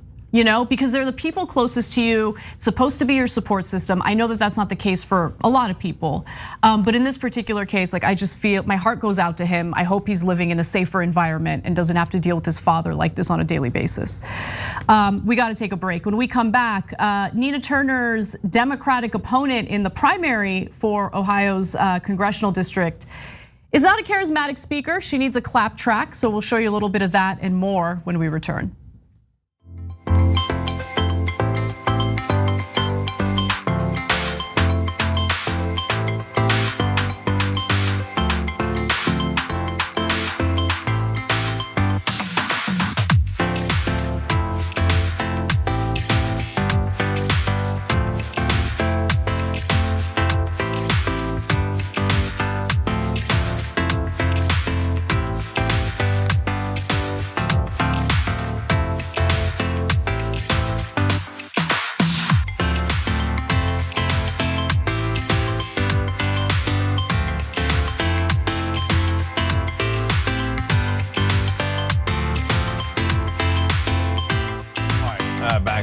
Let's go to member comments. LMG15 wrote in, friendly reminder, before big money got into Ohio 11, Brown was polling behind undecided. That's such a great point. So that's Nina Turner's opponent, and Nina Turner winning by a landslide earlier, and then literally millions of dollars poured in from the worst, scummiest lobbyists. You've got a story about that coming up. And then all of a sudden, her fake corporate opponent started rising in the polls. That's what happens when, and by the way, what are those ads? What do they get you? They get you two things. One is propaganda, right? They brainwash people into thinking Nina Turner doesn't have positions that she has. They make up positions for her, et cetera, as we'll tell you in the next segment. And they brainwash people, and those people, they don't know Nina Turner's positions. They don't know Brown's positions. All they see is the ad, right? The second thing that it buys you is friendly press, because now you're spending a lot of money in media, and those people in media all of a sudden like you a lot better. So then they start writing hit pieces on Nina Turner and positive pieces about you. So that's how that scumbaggery works. And by the way, that propaganda brought to you by the people who run this country. Okay, Zide Girl was the person who mentioned she also loves to laugh in the studio. We love all our members. Stiff Upper Lib wrote in, by the way, AKA Token Dragon. What the hell do we do if people will not get the vaccine? At what point do we say screw it? Tell the people where they can get the shot if they want it, and let's move on. We cannot just go on waiting for these people to smart up. What is the answer? So I think the point is when kids can get the vaccine. And at that point, hopefully everybody who can be vaccinated has been vaccinated. This is a really important stat, guys. So the cases are through the roof now, and they're, it's back to being a disaster. The red states are hit the hardest. All those conservatives who are bragging about Florida, Florida is now the worst. We told you, you're all stupid.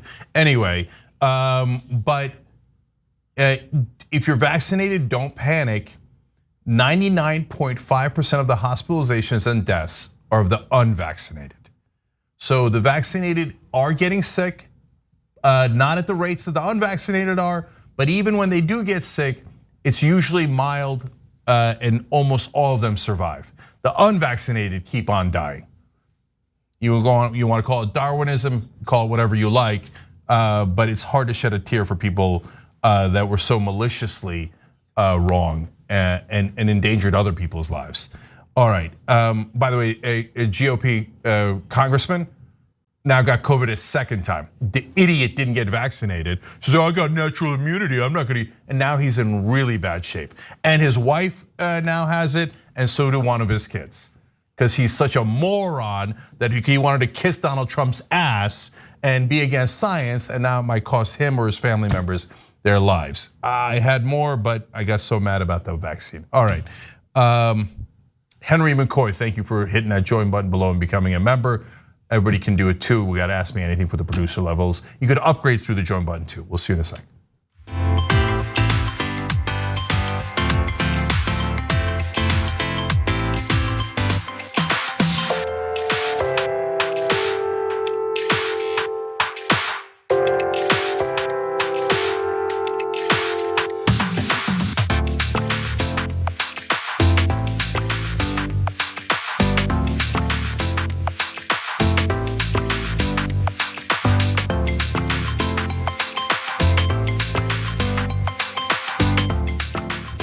All right, back on TYT, Cenk and Anna with you guys. Casper, forward. As we all know, Nina Turner is running for Ohio's 11th district, that congressional race, because of a vacated seat left by Marcia Fudge, who's now serving in Biden's administration.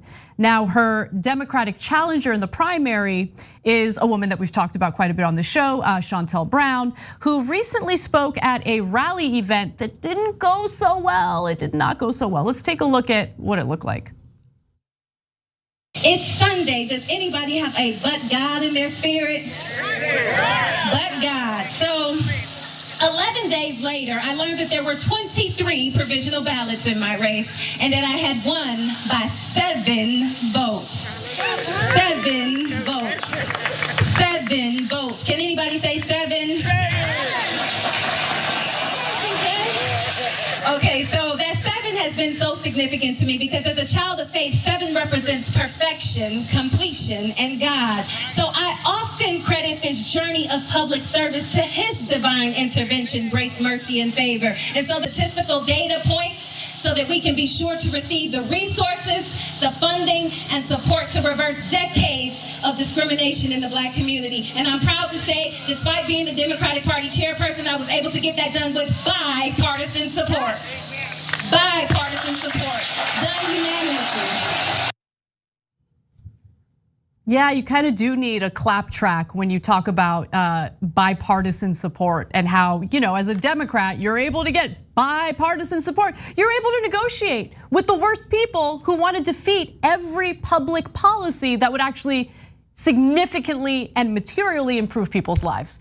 So yeah, you can hear the clap track because there are examples of no clap track and it sounds pretty bad. And then you hear the clap track later on in the video, which is the most obvious thing in the world. Look, it's obviously not a lot of people were at that rally. I don't want to hate on her because you don't hear a thunderous round of applause. I think it's terrible to use a clap track, so don't do it anyway. But understand the reason why there isn't a lot of energy around her campaign is because of what she represents. And it's just more of the same milquetoast corporate Democrat, and she is taking corporate money, right, for her campaign donations, that people are at this point completely disillusioned by, have no interest in, because they want significant change. And that's what Nina Turner offers. She's been incredibly aggressive and an incredible advocate for the very policies that we need in this country, which is why she absolutely needs to win that primary. But Cenk, as you know, it looked like smooth sailing until corporate Democrats got involved, corporate donors got involved and started backing Shontel Brown to ensure that Nina Turner doesn't win that primary. But we gotta help her out. We gotta make sure she does. Yeah, so it's, by the way, ninaturner.com/hello, because there's tons of corporations that are giving money to Brown. Okay, so you got to help Nina fight back if you're in her camp. Okay, so now so many interesting things about the story. Number one, this takes Jeb Bush to another level. You remember, of course, famously he said, "Please clap." Well, Shontel didn't bother asking people to clap. She's like, "DJ, make sure you got that ready, because I know I'm totally fabricated candidate, total corporate cutout robot, and I have no actual human support. So when I say these certain words, I want you to play what we're calling the clap track, right? Which is, it's like out of a sitcom when they do the ha ha ha ha laugh track, right? Yeah. I mean, look at it. And she's like, and one of the lines, and she did it throughout the speech, but one of the lines was when she talks about 7 votes. That's why she repeated, it seems like that's why she repeated it so many times, because she's trying to tell the DJ, remember, that's the line where you're supposed to go, oh, how are you? Oh, sing their line, oh, we're so happy, right? The 7 might be referring to the 7 people that were at that actual rally, but anyway, and I don't know how many of them were corporate lobbyists. So think about the preparation they had to do. We suck, we know we suck, so make sure you have the DJ bring a thing where people have artificial clapping because we know we have no actual support. Nina Turner's rallies, town halls are jam-packed. We did a town hall with her and Killer Mike, and it was standing room only, literally, right? You didn't need anybody to do fake clapping there, but they know they suck. That's why they had to bring that in. And then so she says 7 votes, like, and then finally when the DJ plays it, she looks back and goes, Hey, DJ. Yeah, she felt relieved. But gotta give her and her campaign credit. I mean, at least she planned ahead. Yeah, that's true. And then she talked about divine intervention. Well, I don't know if it's divine or not, but Democratic Majority for Israel, which is a right-wing group pretending to be favoring Democrats, but they actually do give money to corporate Democrats because they think that's a good way to capture the Democratic Party and make them serve the right-wing government of Israel. And other corporate interests, by the way, spent $738,000 doing negative attack ads on Nina Turner and $203,000 supporting her opponent Brown, the same woman you're seeing here. And they're, again, anti-Turner attack ads, digital ads, direct mail pieces. Now, one of those direct mail pieces is really interesting because they're pretending that Nina Turner is against $15 minimum wage, when she's the one that tried to put that into the Democratic platform in the first place. So Democratic Majority for Israel and Brown's campaign, that tells you two things about them. One, they're horrible liars. They don't mind lying to you at all. You might not know if you're a random person in the 11th district in Ohio, but they know Nina Turner's fought for $15 minimum wage more than anybody in the country. But they tell voters, oh no, she is against $15 minimum wage. They also say she's against universal health care. It's so sick. Chantel Brown is actually against universal health care. Yeah. Nina Turner is a fighter for universal health care. They know they're lying. Isn't that amazing? And by the way, Congressional Black Caucus helping out. Why? They take corporate money. Congressional Hispanic Caucus sending money to Democratic Majority for Israel. What in the world? Why? Because they take corporate money. It's the elites versus the rest of us. Hey, we already made it into Congress. We're all good, okay? We all take corporate money. If Nina comes, she might expose us. Is it the entire Congressional Black Caucus? Absolutely not. Cory Bush and Jamal Bowman are going down to help Nina Turner in a race this weekend. We're covering it on TYT. You should check out that rally. Bernie Sanders is going too, because everybody's got to chip in and help because they're spending millions. It's not just Democratic Majority for Israel. By the way, what is the effect of that? Brown asked for their help. She put up a red box. That's a long story. You should read The Intercept. Ryan Grimm's great story in The Intercept. We covered it before. It's basically a cue to special interest group and lobbyists. I'm for sale. Take these videos on these issues and attack my opponent with it. And so she's already done that. And she put up a quote from one of the founders of Democratic Majority for Israel. In other words, saying, here, come here. I'll do anything for you guys as long as you spend money against my opponent. And guess what? They asked Brown what her position on Israel is. She says, we should give them money unconditionally. Yeah, let me actually read you this excerpt from The Real Sludge, because it shows you the very clear difference between these two candidates. On Israel, Brown told Jewish Insider that she would vote to continue sending the country, Israel, $3.8 billion a year in military aid with no conditions, while Turner said she supports conditioning the aid to align with significant advances in human rights. Basically, of course, the treatment of Palestinians by the Israeli government. So, I mean, look, I'm not in favor of sending anyone any money unconditionally, right? Like, that's crazy.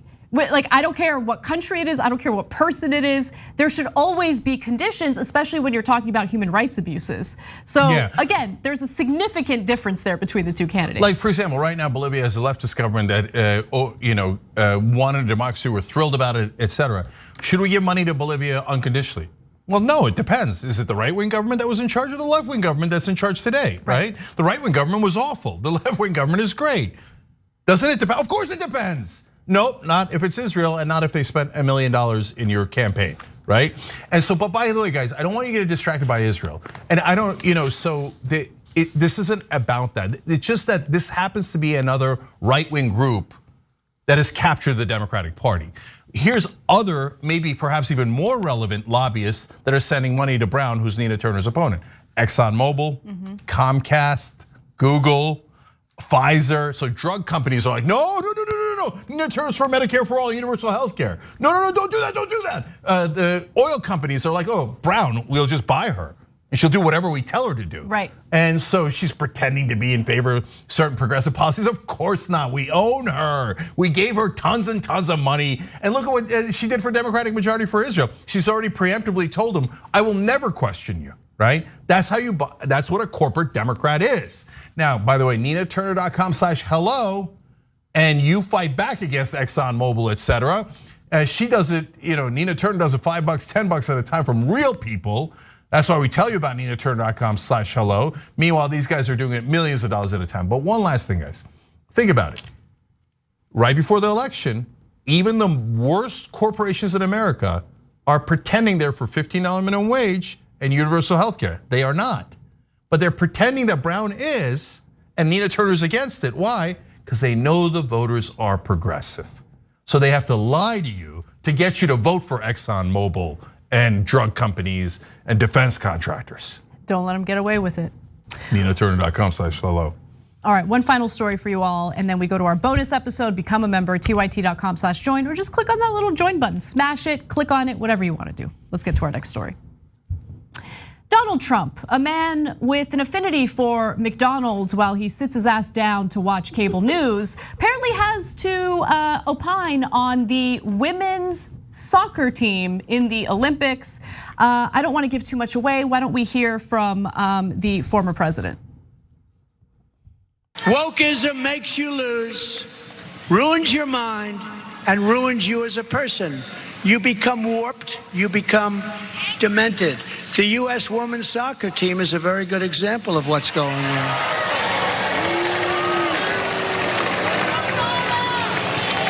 Earlier this week, they unexpectedly lost to Sweden 3-0.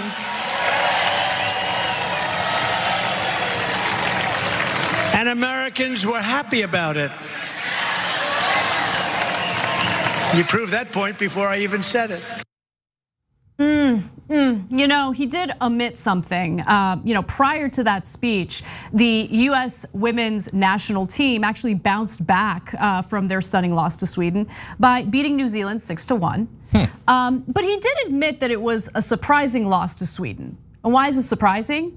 Because the team is literally the best women's soccer team in the world. I'm not even exaggerating. The team was ranked #1 continuously from March of 2008 to November of 2014, the longest consecutive top ranking of any team.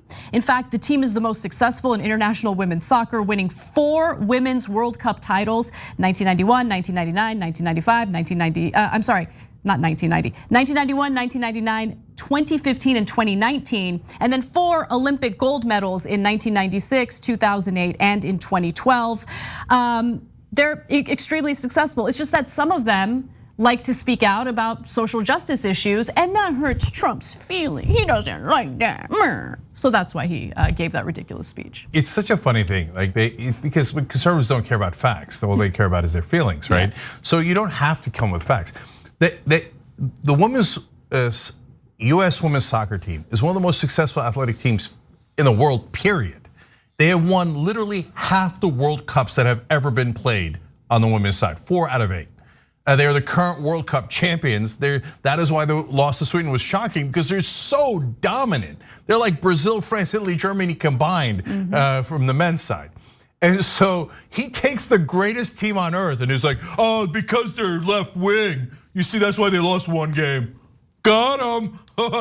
If that was your argument, left wing determines whether you do well or poorly in sports. Well, they do amazing in sports. So apparently if you're left wing, you're gonna do amazing, to the point where whenever you lose, people will be shocked by it. No, Cenk, I think that Trump would actually make a great coach. In fact, he doesn't get enough credit for his athleticism. I'm a big fan of golf. I like to spend most of my time golfing. I look great while I'm doing it. I'm in the best shape of anyone who's ever done any type of sport ever. And as a result, I think that I'm right about the women's soccer team. I think that they're bad because they're woke. I think that generally when you're playing a sport, you want to be awake.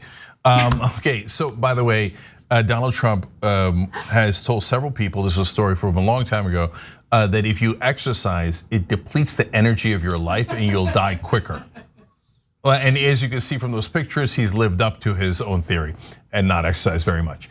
All right, for the members, we got an amazing post game for you guys, including, well, I'll say the stories, but I got a personal story from my vacation about how wealth has corrupted this country. Members, we'll see you in a minute.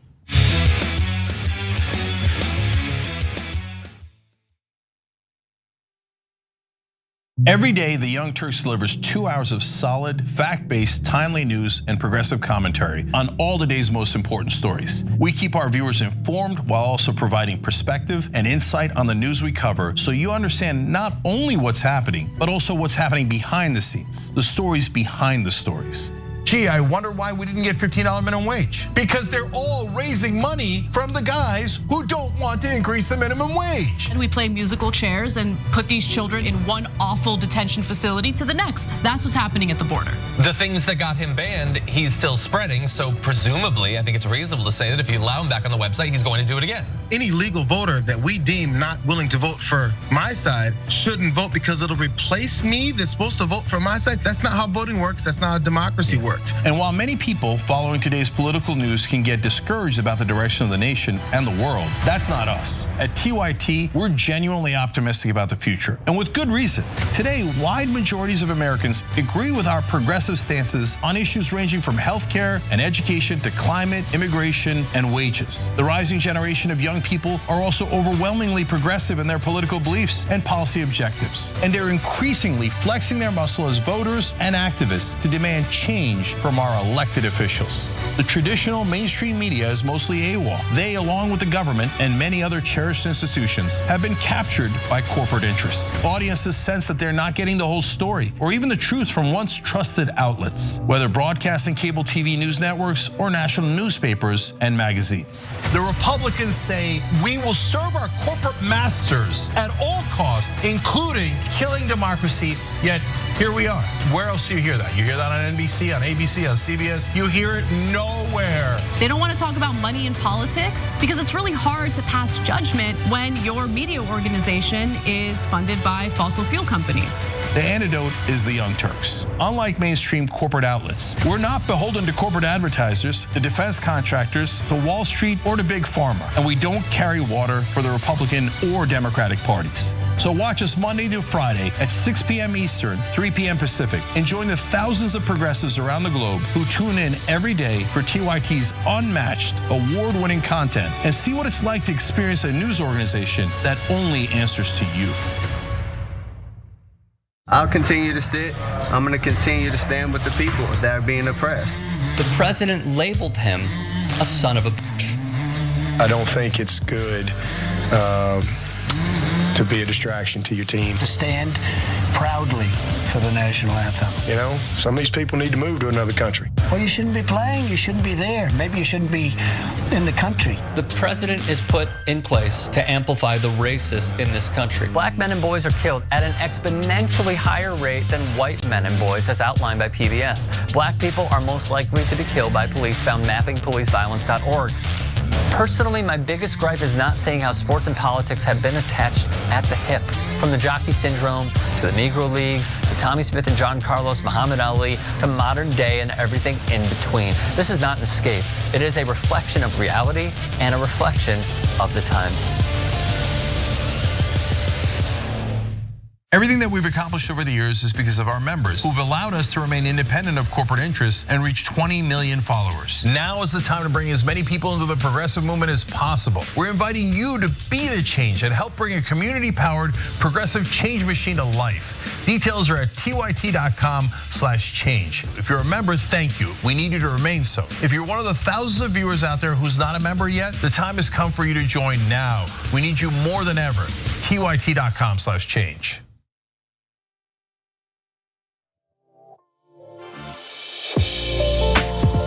My hands are too big.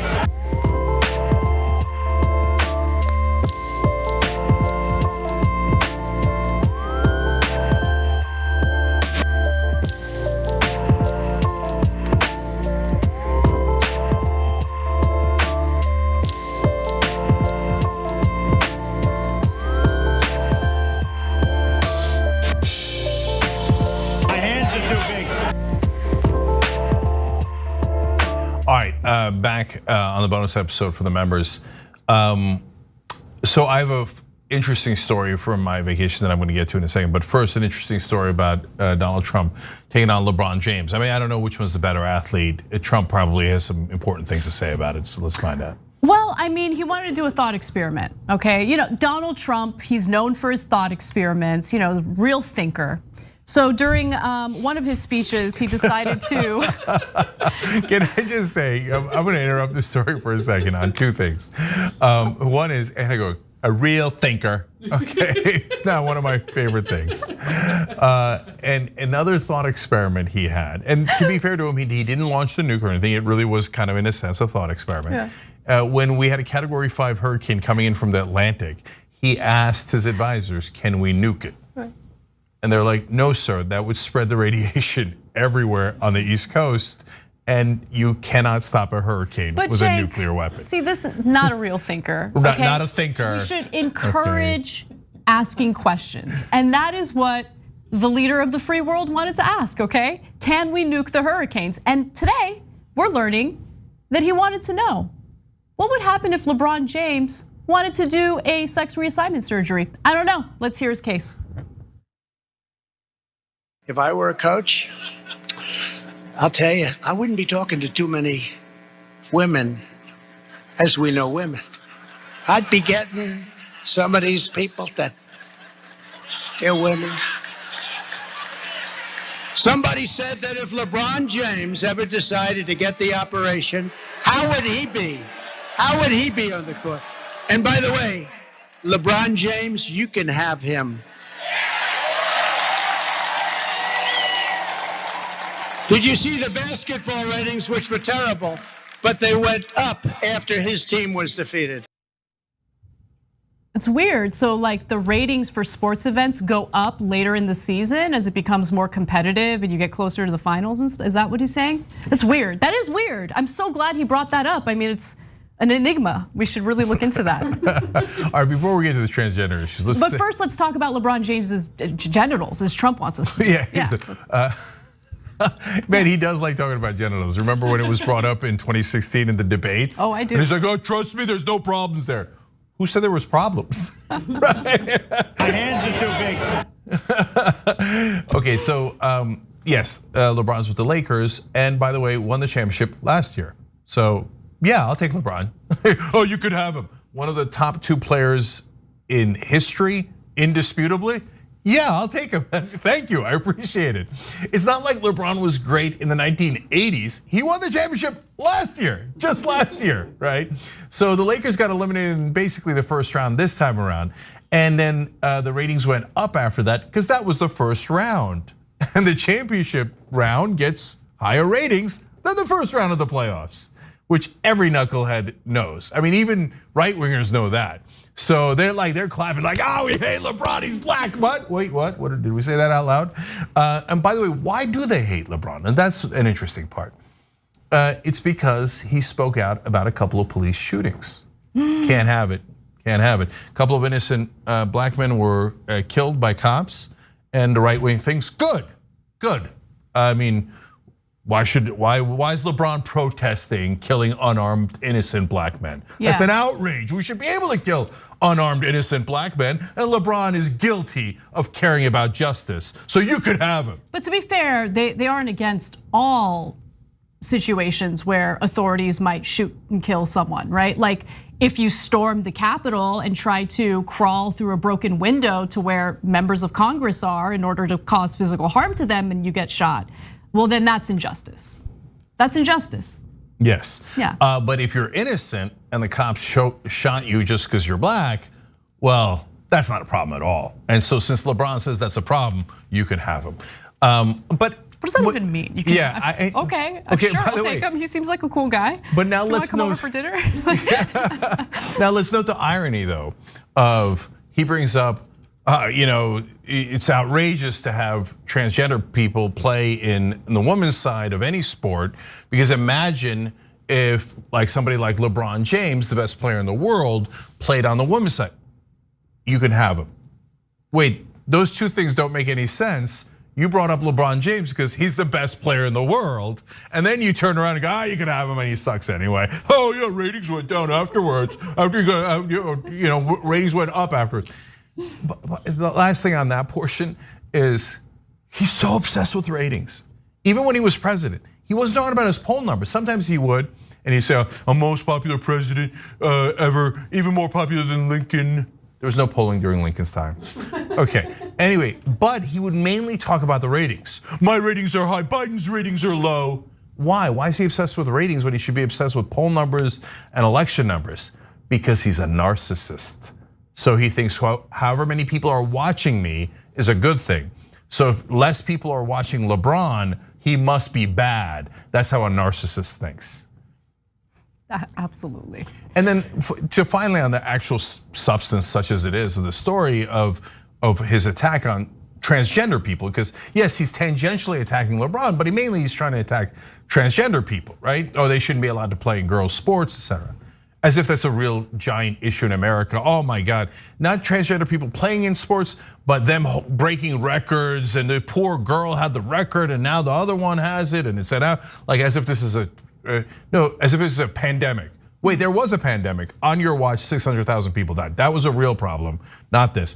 But even so, guys, even if you think so, look at what the right wing is doing again. Look at what the Republican Party and Trump is doing again. They always find a minority and they always attack it. So during Jim Crow, conservatives in this country found the minority. It was obvious, it was African Americans. Well, we don't like that they're free now, so let's just attack them, take away their voting rights, lynch them, etc. Okay, oh, that's ancient history. Ancient history.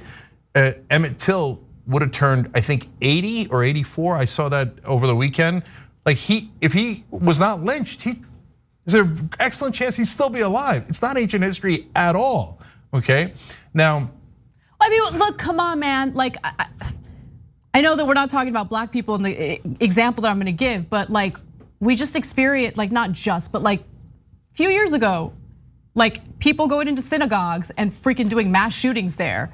Mass shooting at a Walmart in El Paso because the guy who did the mass shooting was fueled by his hatred toward immigrants. I mean, like, no, this country has deep issues today, right now as we speak. So anyone who tries to brush that off, like, look, I think the right wing, especially people like Trump, yes, there is an element of racism and hatred in what they're doing and saying. But there's also this effort to deflect from their own failures and the fact that they have nothing else to offer people. So they lean into the culture war stuff. I know I keep repeating this, but it's just true. And in this case, he's like, I don't know, let me go ahead and conflate two different things. The social justice stuff when it comes to black people. And you know what? Let's also talk about the transgender issue in this case as well. Why not conflate the two? Like, that's what Trump does. It's who he is. And by the way, LeBron James, it was just reported that he's now billionaire status, and I'm sure Donald Trump doesn't like that because he's not a billionaire. He might pretend like he's a billionaire, but homeboy's so broke that he spent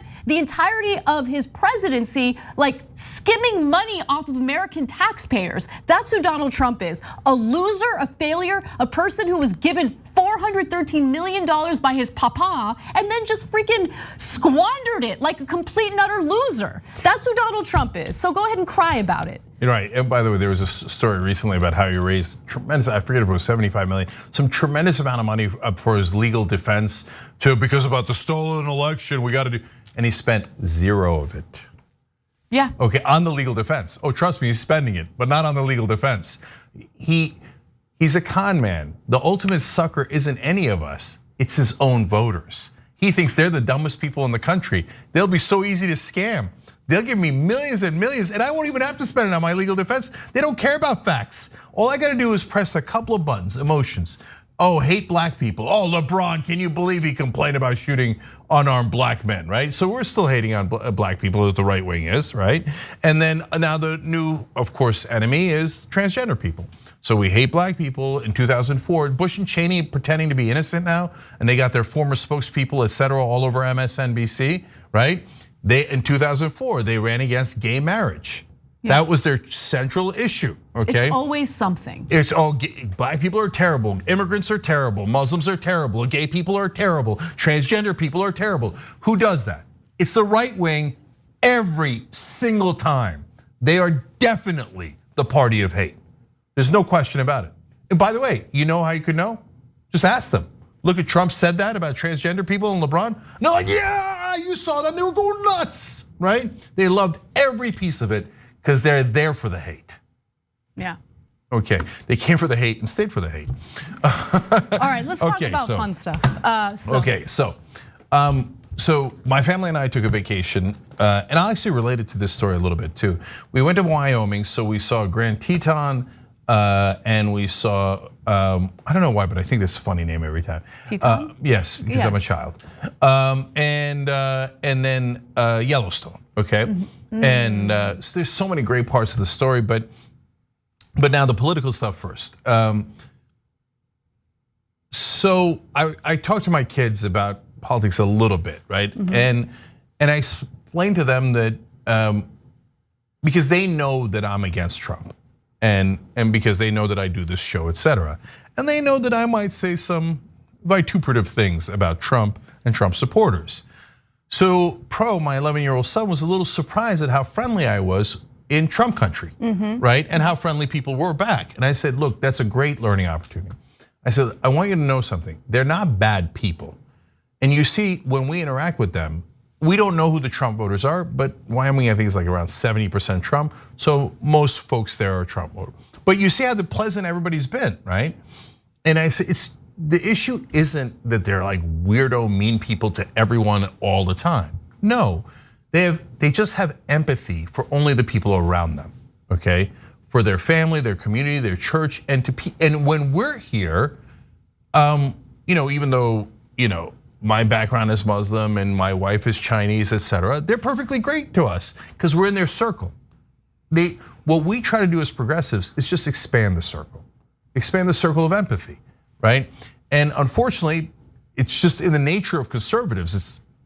It's literally what it is. They don't want change. They don't want to expand the circle. And so they view us as the others. So it's where the empathy breaks down is where the issue is. So I don't want you hating anyone, and I don't want you to think that Trump supporters or Republicans or the right wing are hopeless, and I don't want you thinking the wrong things about them. As you can see here, when you're up close to them, they are actually nice to you, okay? And now, of course, it could be different if we were black, right? There are different layers, and they don't know that I'm a Muslim, I'm from a Muslim background, et cetera, right? But still, and part of the reason I told him that is because I don't want him hating anybody, and I don't want him getting the wrong impression. And because at some point, we've got to work with the right wing down the road to overturn corporate rule. Otherwise, we're screwed. We're never ever going to be able to overturn corporate rule if it's just the left wing, just the right wing, et cetera. So that's a whole nother story, but the main reason I told them that is because I want them to learn the value of empathy, okay? Both in how progressives try to expand the circle of empathy, but also in actually empathizing with Trump voters. And that's in a sense expanding the circle as well, right? And then Pro asked a great follow-up question. He said, then why are you so mean to them? But it's a good, thoughtful question, right? And I said, no, Pro, there's a difference, right? In person, do you ever see me being mean to anyone? No, I mean, you've been with me for 11 years.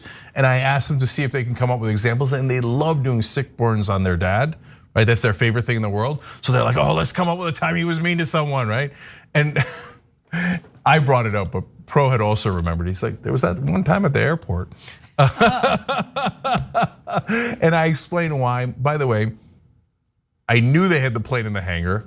I was right. I got kicked off the plane. Cenk, get off. But no, but hold on. No, seriously, hold on. But and I explained that was strategic because they were going to abandon those hundreds of people. Everybody got on the plane except me and another guy. Okay, we got on the plane. There was a reason for that, right? But anyways, you got to talk through all that stuff with your kids. But no, I'm almost never mean in real life. And I said, so why do I do it on the show? Because unfortunately, you've got to win the folks in the middle, and that's what decides elections. And if you make them realize that's the knucklehead position, or that's the hateful position, if they're good people, which I think and hope that they are, more of them will come to our side and go, I don't want that. And in fact, it's weird. I don't know. I thought that you actually win people over by being super vicious to them. Like, just be really vicious, especially people who agree with you on most things. Like, I mean, definitely be vicious and call them names and direct hatred toward them, and then maybe they'll do what you want them to do. Have you tried that? Well, so look, there's nuances in all of this, right? So I did a tweet, and I didn't connect it until just now. I did a tweet about how I forget now, but the Republicans headed in the wrong direction again. Oh, it was about the crazy lady from Arizona who said, I'm for real American heroes like Robert E. Lee and Stonewall Jackson. I don't want traitors to America. Oh, okay, yeah. Well, and I was like, maybe read a history book. Okay. Yeah, I'm like, no, you just named the 2 biggest traitors to America, right? And so that was my tweet. And somebody in the comment section said, I guess I'm not a Republican anymore because I don't get it. I didn't sign up for this.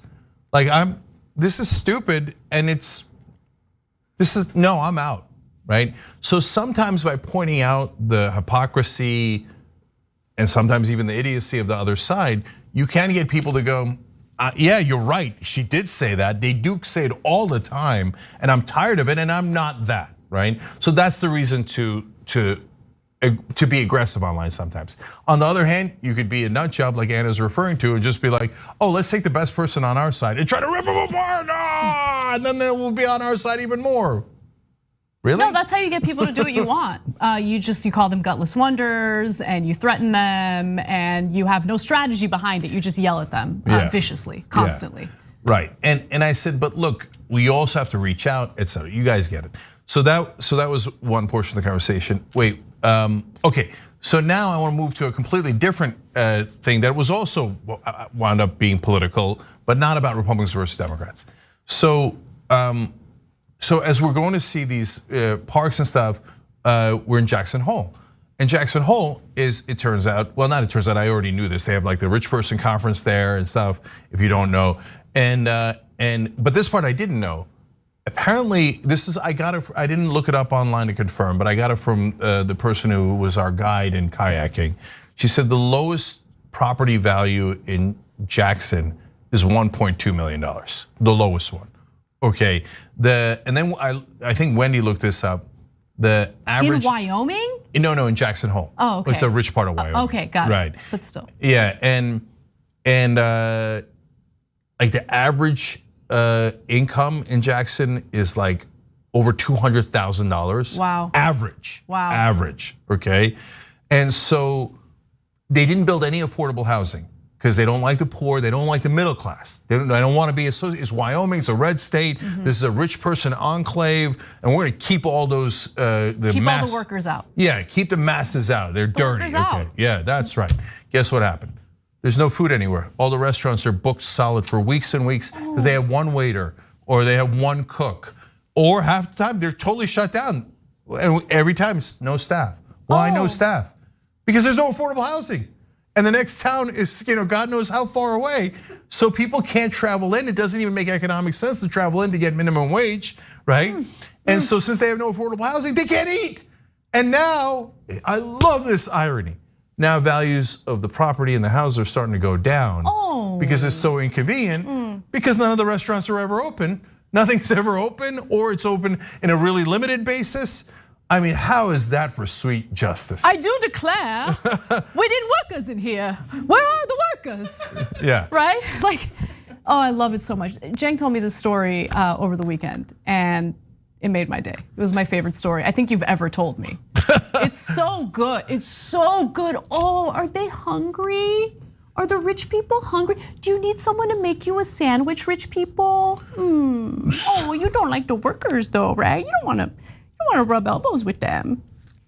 Yeah. Oh, I love the story so much, Jank. It's so good. So since none of again, either the restaurants are closed. We went to a restaurant like 2-3 times, and it was closed every day, because they're like, no, we have nobody to work the restaurants, nothing. Or you go to a restaurant and they have only one waitress or waiter, and it takes forever.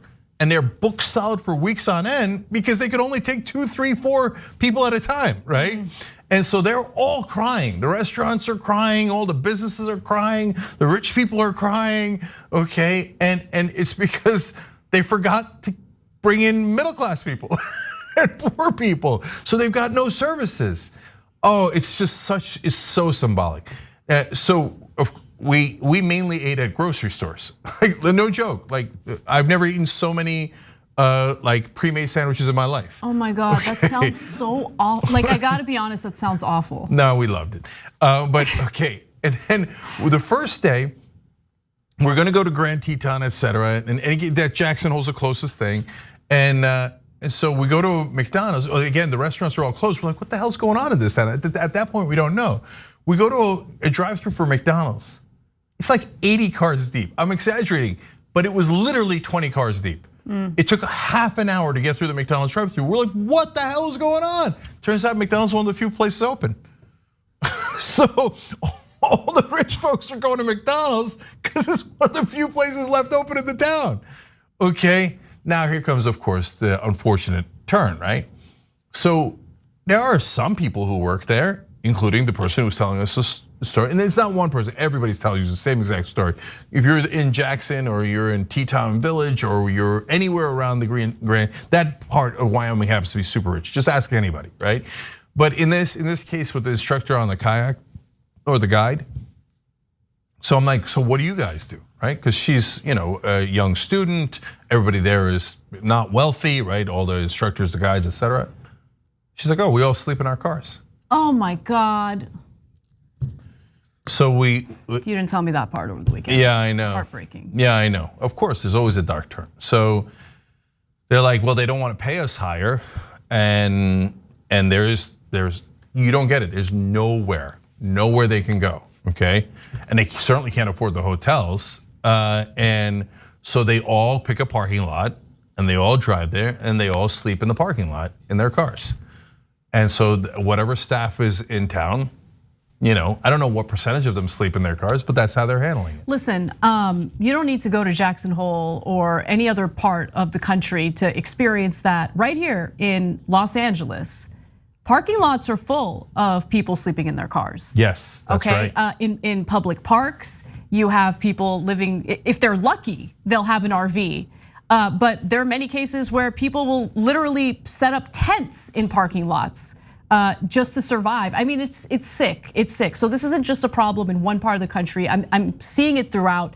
We witness it firsthand in Los Angeles. The system's broken. Actually, no. Let me just rephrase that. The system is working the way the system is supposed to work, and I think that's the problem. In fact, that leads me to the last part of it. This is also another unfortunate turn that I don't think I told you. So we get back to LA, and the airport was a disaster. I don't have a lot of luck at airports, apparently. Most people don't. So I landed in Terminal 2. They direct us to Terminal 4. We took a cheap airline. So they direct us to Terminal 4. If you've ever been at LAX, that is a hike and a half. And then they're like, oh, your bags aren't here. Then I gotta go back to Terminal 2, and then they're like, your bags aren't here. They're like, try the different terminals one at a time.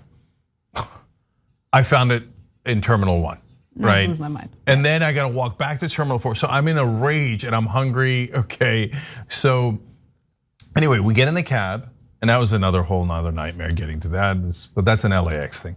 Anyway, and I see the homeless in LA have now started to build tree houses. So if you're going down the 405, which is a major highway in LA, they were already in the dividers. So now because they got nowhere to go, they're starting to build on top of the trees, and you'll see like a used table and a bunch of trash, et cetera, that they made into a house. And now trash is everywhere in LA. Yep. It's totally out of control, right? And I started venting about both the Republicans and the Democrats, Good. Right? Yep. And then the driver got mad. And my sense is that he got mad at the Republican part, okay? And then he started raising his voice, and I was like, oh boy, this is not good, right? And so I powered down, but what was he mad about? He's like, they're not homeless, they're bums. Okay, he was also an immigrant, I'm an immigrant, okay? He's like, they're bums, they don't work, I work, they don't work, okay? And so what did they do? What did the system do? It got us fighting each other. Yep. So the guy who's barely hanging in there as a cab driver in LA, he's so mad because he has to work his ass off and barely get paid. Yep. Who does he get mad at? He doesn't get mad at the people in charge, he gets mad at the homeless guy. Yeah. And so now we're all ripping each other to shreds. Meanwhile, the guys at the top are laughing their ass off. So this is corporate rule in America.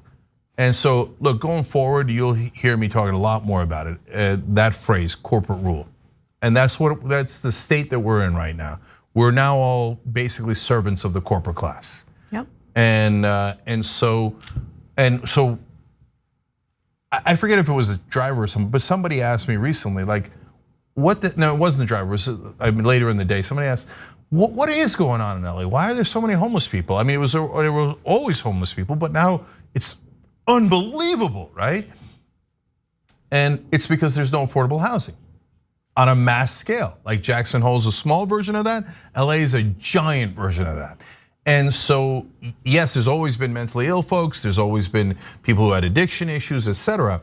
But now you've layered on top of that all the people who can't afford housing, right? And so once you get in that hole, by the way, it's so hard to get out. Where are you going to take a shower? How are you going to get a job, et cetera, et cetera? And it gets worse and worse, and it's a vicious cycle. And so why doesn't we have Democrats have a supermajority in California? We have nothing but Democrats in LA. Why don't they do anything about it? Because the #1 donors in California are real estate interests. Exactly. Oh my God, don't even get me started on this. Yes. Let me just say, we voted, okay? Californians voted to increase our taxes to build affordable housing, okay? The measure is called HHH. And Garcetti, because he's in the pocket of these real estate developers, decided, like, let me give my homeboys these contracts to build the affordable housing.